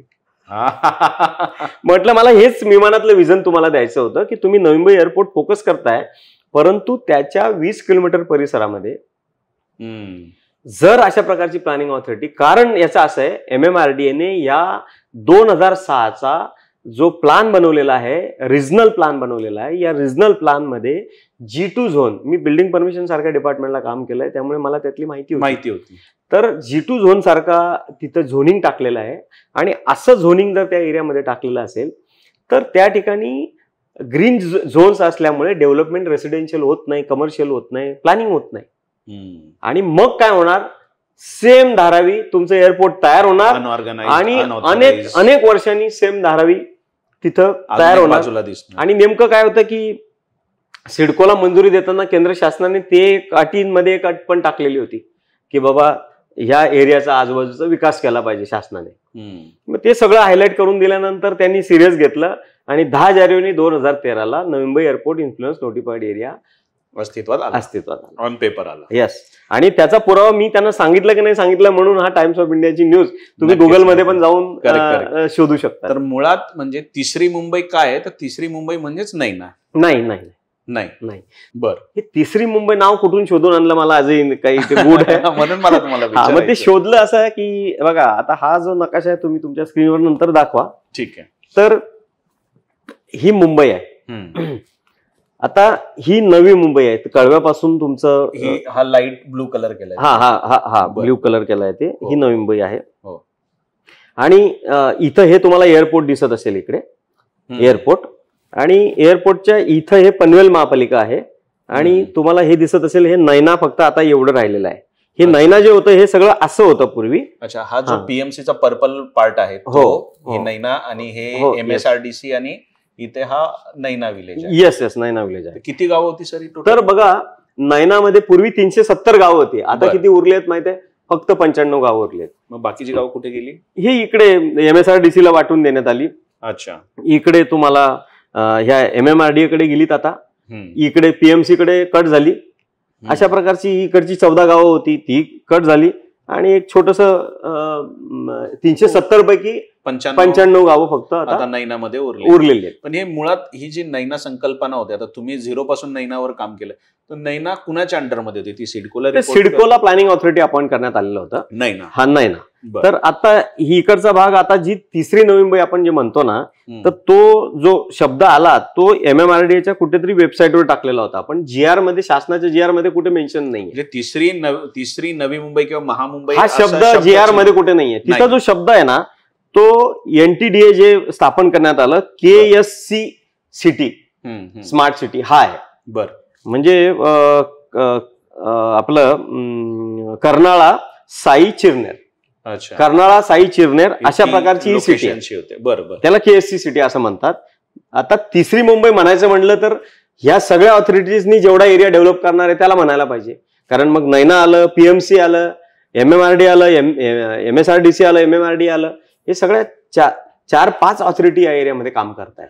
त्यामुळे एका भागाला तुम्ही 3री मुंबई नाही म्हणू शकत.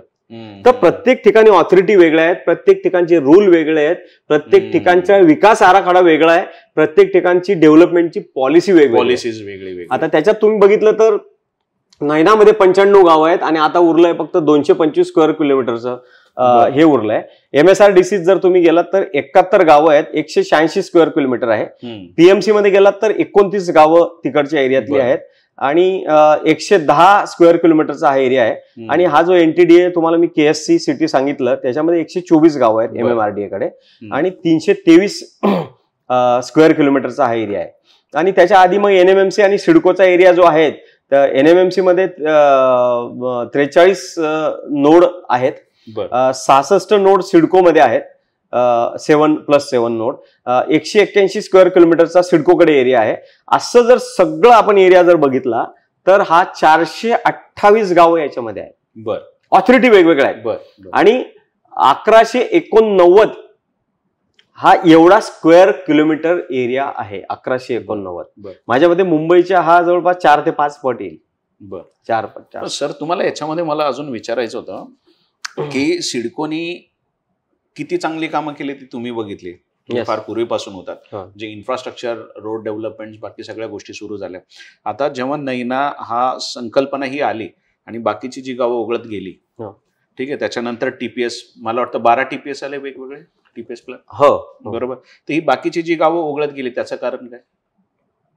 अनेक गावं बघा, तुम्हाला एखादी गोष्ट, आता तुम्ही माझ्या इंटरव्ह्यूला आलात, मी जर 5 तास बोलत राहिलो, तुम्ही काय सांगणार साहेब, आता गुंडाळायला लागेल. तसं शासनाने नैनाला सांगितलं की तुम्ही एकच दुकान जर लावून बसलायत आणि आता किती दिवस झाले, आज 10 जानेवारी 2013, तर आज 25, 12 वर्ष झाली ना. अजून 2 वर्षांनी तर वनवास सुरू होतो. 14 वर्षाचा वनवास. बरोबर. मग कदाचित 14 वर्षाच्या वनवासाने लोक बाहेर सुटतील.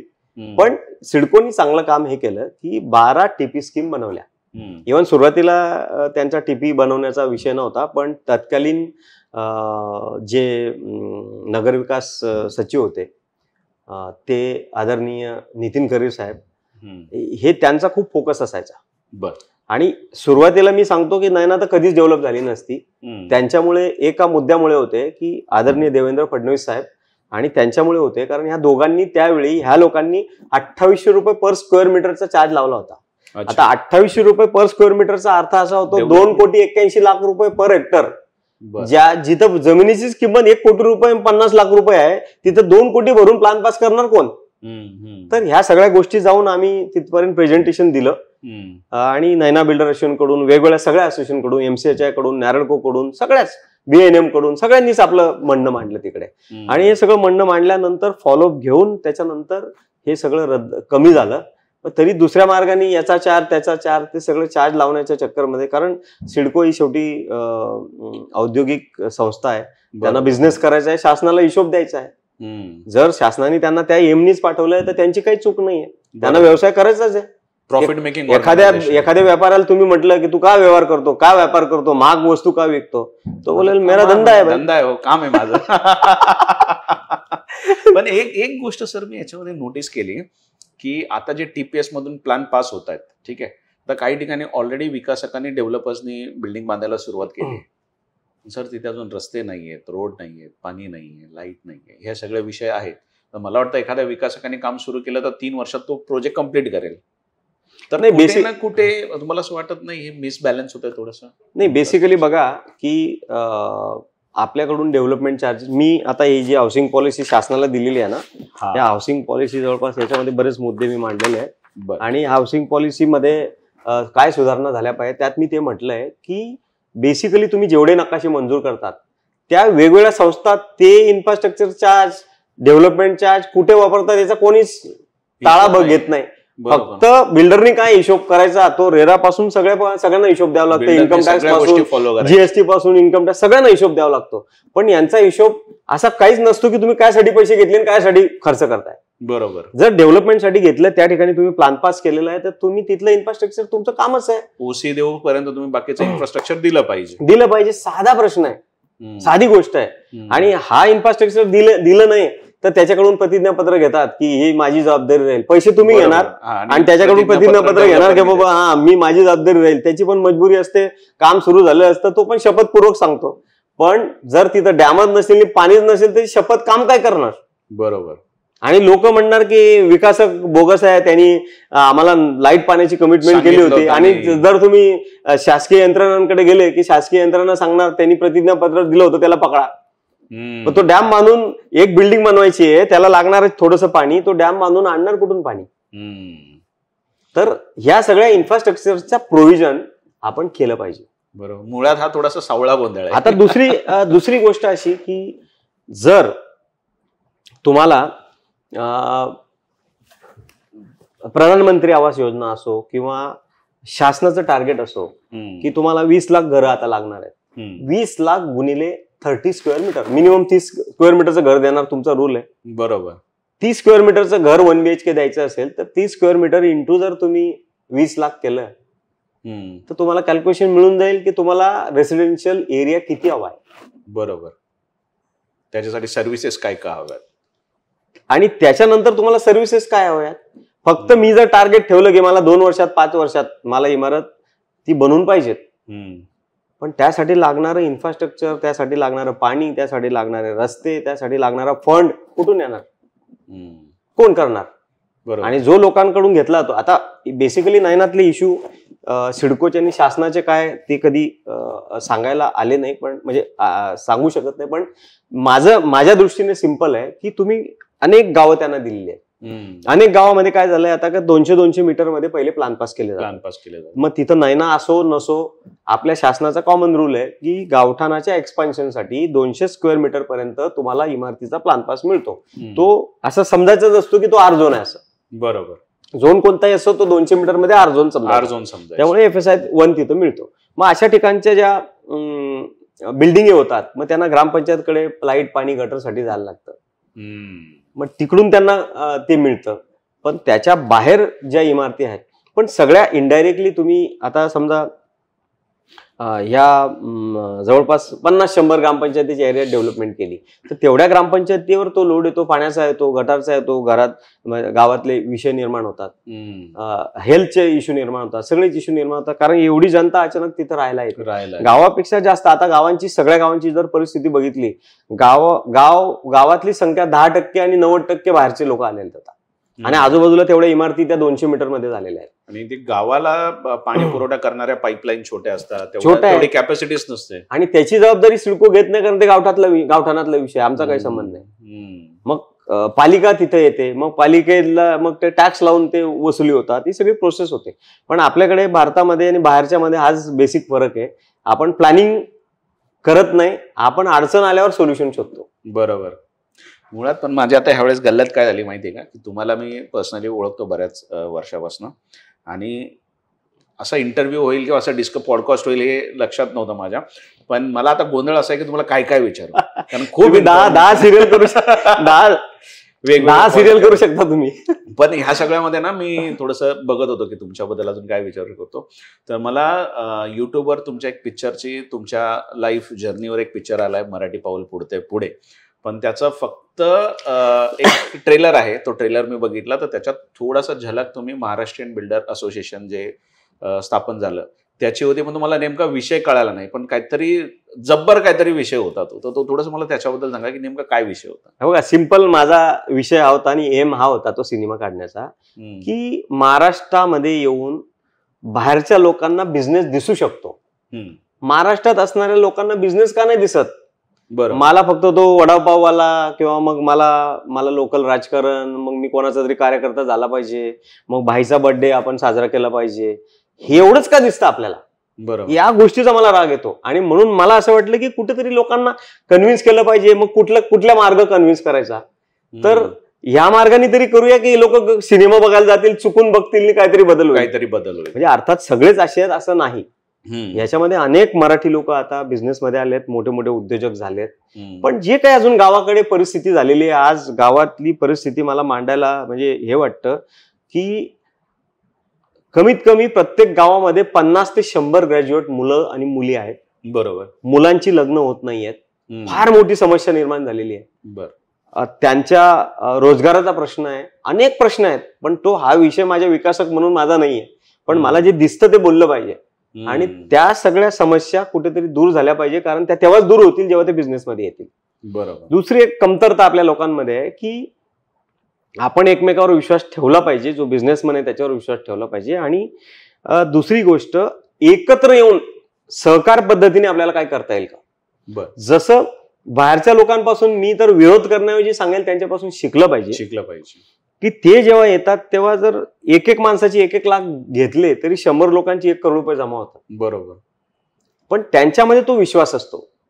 पण आपण जर असं केलं की आपल्या लोकांच्या जमिनी असताना जॉईंट कंपनी बनवून, शेअर होल्डर बनवून, एक्सपर्ट लोक सीईओ म्हणून तिथं नेमला, एखादा रिटायर्ड डेप्युटी कलेक्टर असेल, रिटायर्ड सीईओ असेल, रिटायर एखादा बिझनेसमन असेल, अशा बिझनेस मधली लोक असतील, अशा सगळ्या लोकांना कोलॅबरेट करून किंवा प्रोफेशनल संस्था नेमून किंवा कन्सल्टन्सी नेमून की आपल्याला अशा प्रकारचे एकत्र येऊन काही विकास करता येऊ शकतो का? जसं दरेकर साहेबांनी आता पुनर्विकासाचं चांगलं धोरण मुख्यमंत्री साहेबांना कन्व्हिन्स करून खूप छान केलेलं आहे.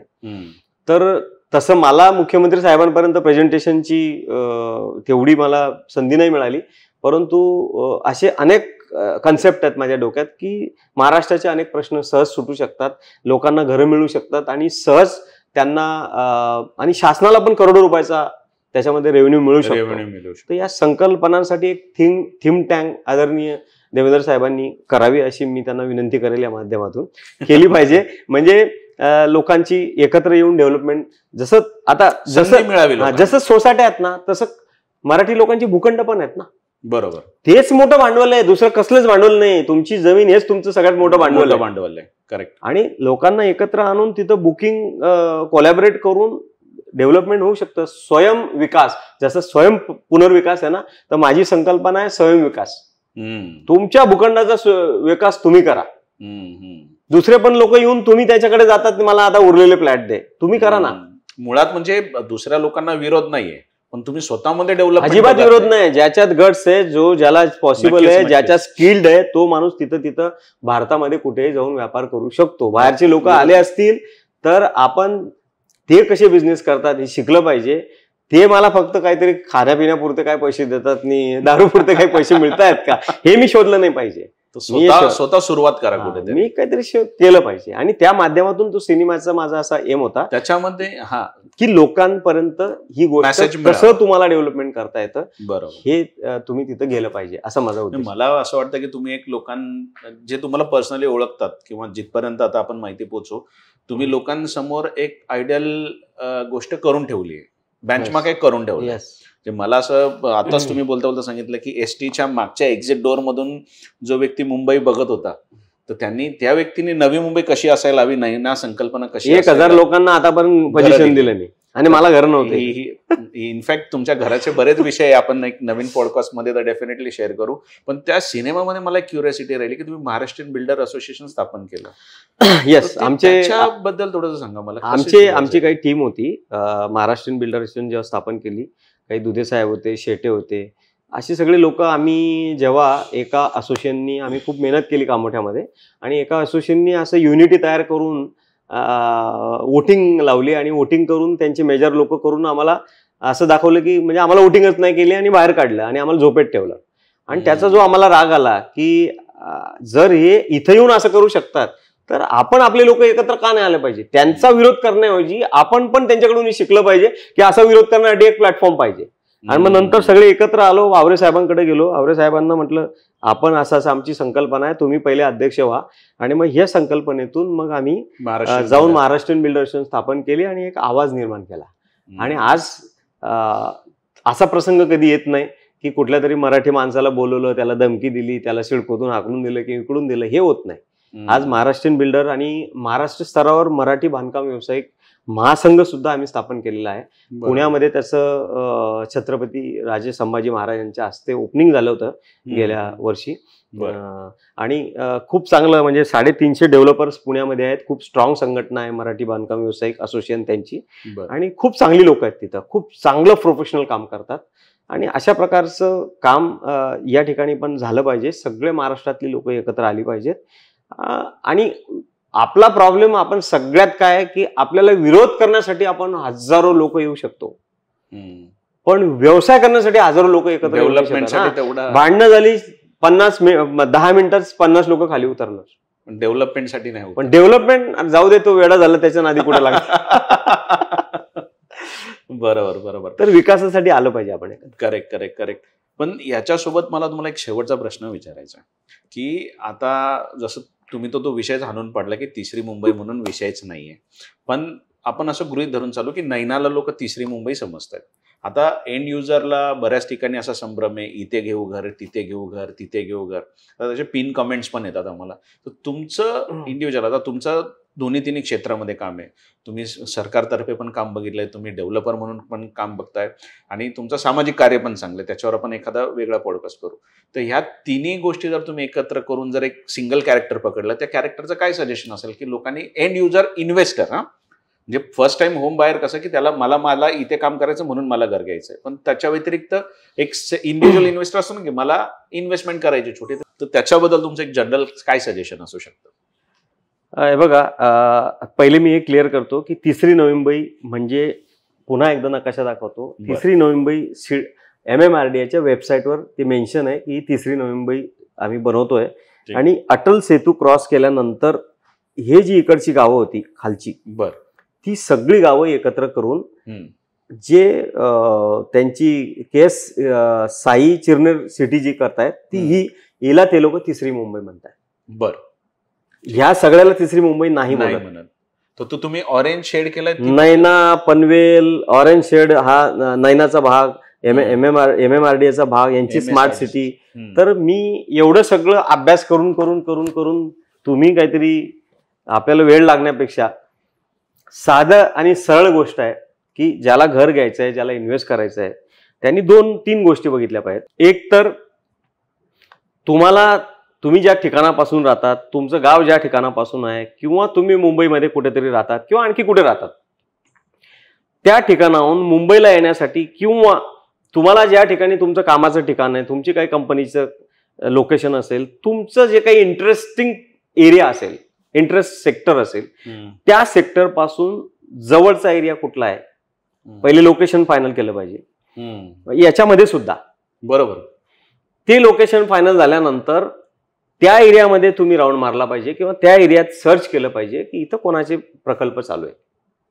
मुद्दा क्रमांक 2, तो प्रकल्प जिथं सुरू आहे, तो प्रकल्प सुरू असताना 2 गोष्टी तुम्हाला तपासायच्या आहेत. एक म्हणजे ती जमीन जो प्रकल्प करतोय त्याच्या नावावर आहे का, त्याचं टायटल क्लिअर आहे का, त्यांनी पुरवलेली कागदपत्र रेराच्या वेबसाईटवर दिसून येतात का.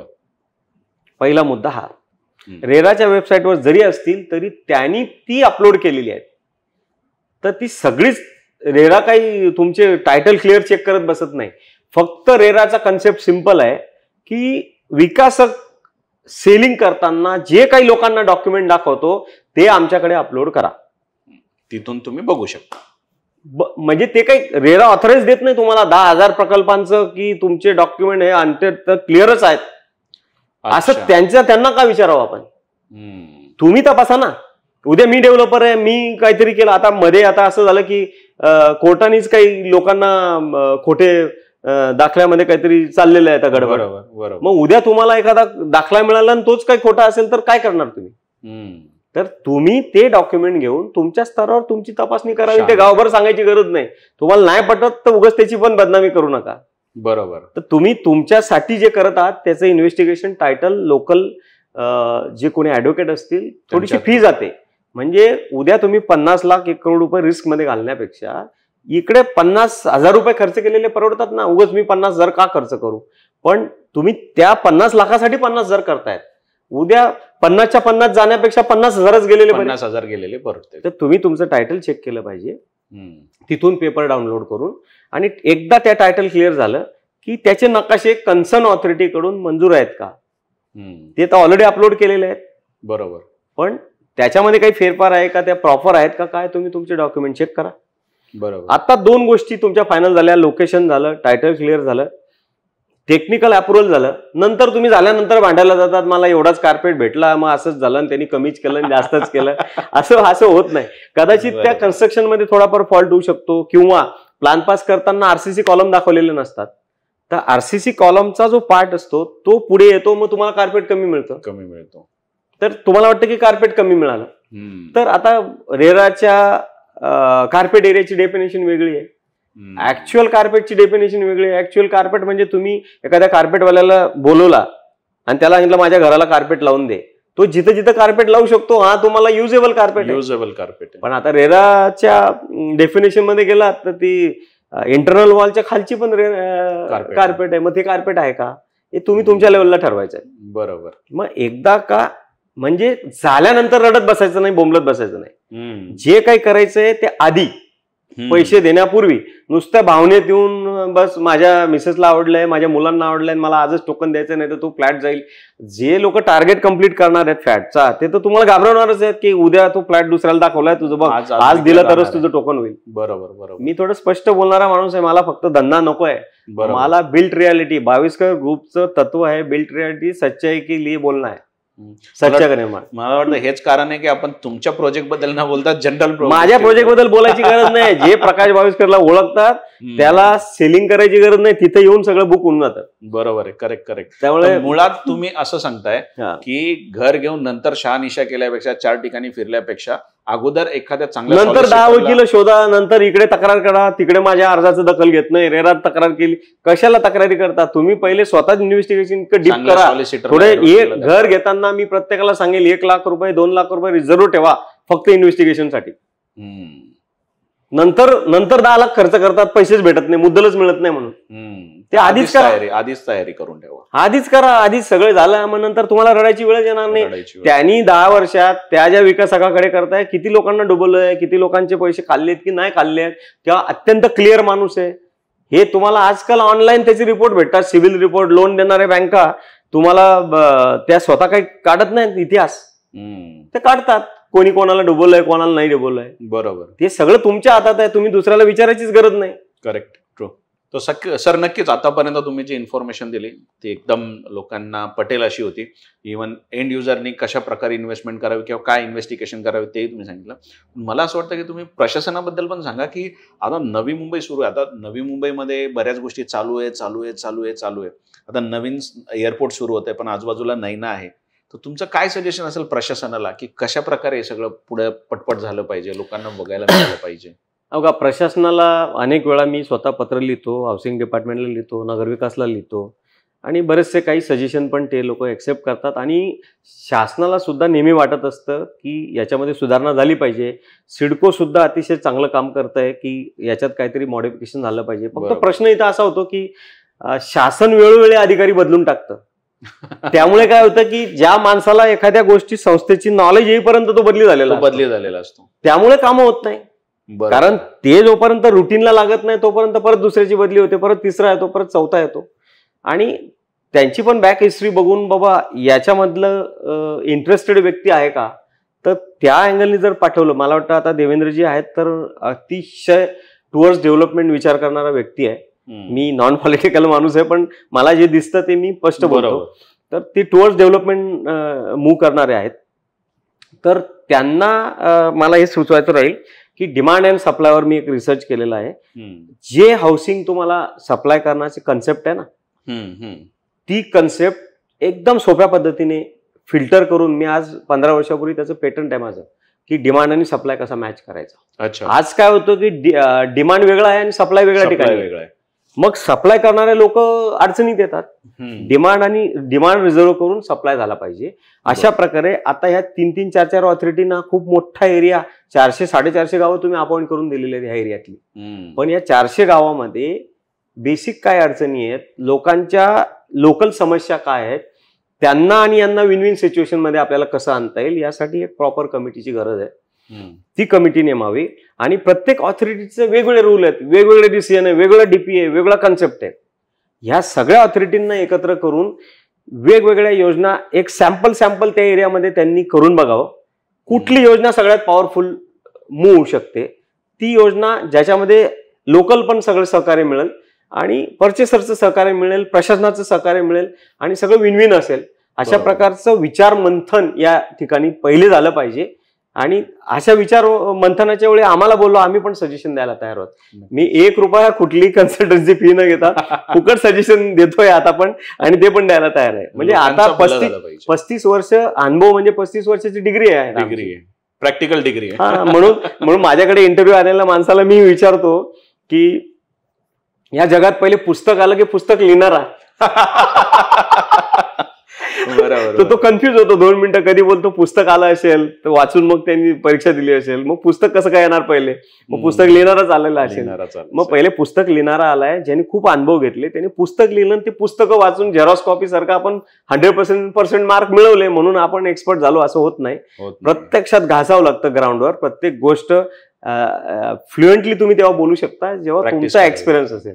नाही तर आम्ही पहिलं भाषण शाळेत केलं होतं की म्हणजे भाषण पूर्ण झालं नाही आणि पाय हलवत उभं होतो 15 ऑगस्टचं भाषण. पण तशी स्थिती होते. अनुभवानंतर आता कुठल्याही विषयावर बोललो तरी होता. जेव्हा पॉडकास्ट सुरू करायचा हा थॉट प्रोसेस सुरू झाला ना, तर मी सांगितलं होतं की मी रिअल इस्टेटमध्ये वेगवेगळ्या लोकांसोबत भेटेन, बोलेन आणि जी रिअल इस्टेटची जी नवी मुंबईची इन्फॉर्मेशन आहे ती ट्रान्सपरंट आणि क्लिअरली तुमच्यापर्यंत पोहोचवायचा प्रयत्न करू. पण आज भाविस्कर साहेबांना भेटल्यानंतर असं वाटलं की भाविस्कर साहेबांसोबतच मला अजून पुढचे एक 8-10 सिरीज तरी ऍटलिस्ट करावं लागतील, कारण एवढ्या सगळ्या माहितीचा भंडार त्यांच्याकडे आहे. आणि आजचा हा जो पॉडकास्ट चालला त्याच्यामध्ये मला आता असं वाटायला लागलं की भरपूर इन्फॉर्मेशन राहिली. पण एनिवेज प्रत्येक गोष्टीला टाइम लिमिट असतो, त्या वेळेमध्ये ते बंधन पाळून आपल्याला पॉडकास्ट कंप्लीट करायचा असतो. पण भाविस्कर साहेब खूप खूप धन्यवाद तुमचा वेळ दिल्याबद्दल. तुमची प्रत्येक गोष्ट सांगितलेली आमच्या सबस्क्रायबरसाठी आमच्यासाठी खूप महत्त्वाची आहे, कारण त्याच्यातून डेफिनेटली लोकांना पुढे काय करायचं हे थोडंसं समजून घेणं सोयीस्कर जाईल. तर तुमचं परत एकदा खूप खूप धन्यवाद. Thank you so much. धन्यवाद. आणि नक्की तुम्ही चॅनलवर तुमचे अभिप्राय द्या, सबस्क्राईब करा, बेल आयकॉन दाबा, आता मी बोलतोय. आणि प्रत्येक माणसाला जो मेहनत करतो त्या प्रत्येकाला प्रोत्साहन देणं आपलं काम आहे. आणि आपला एक मराठी माणूस काहीतरी करतोय तर सगळ्या लोकांनी सबस्क्राईब करा. फरक काय पडत नाही. खूप व्हिडिओ येतात, जास्त सबस्क्राईब झाले तर खाली जातील, चांगलं काम करतील तर वरती येतील. त्यामुळे सगळ्यांनी सबस्क्राईब करा हे मी म्हणतो. आणि तुमचे अभिप्राय यासाठी द्या की अजून काही क्वेश्चन राहिले असतील तर आपण त्याच्यावर पण रिसर्च. नक्कीच. तर तुमचे काही समजा तुम्हाला असं वाटत असेल की पुढच्या पॉडकास्टमध्ये हे प्रश्न घेतले पाहिजे किंवा भाविस्कर साहेबांना मी हे विचारलं पाहिजे तर कमेंट सेक्शन मध्ये सांगा. आणि सरांनी सांगितले सबस्क्राईब केल्याशिवाय जाऊ नका. चलो, थँक्यू सो मच. धन्यवाद. जय हिंद.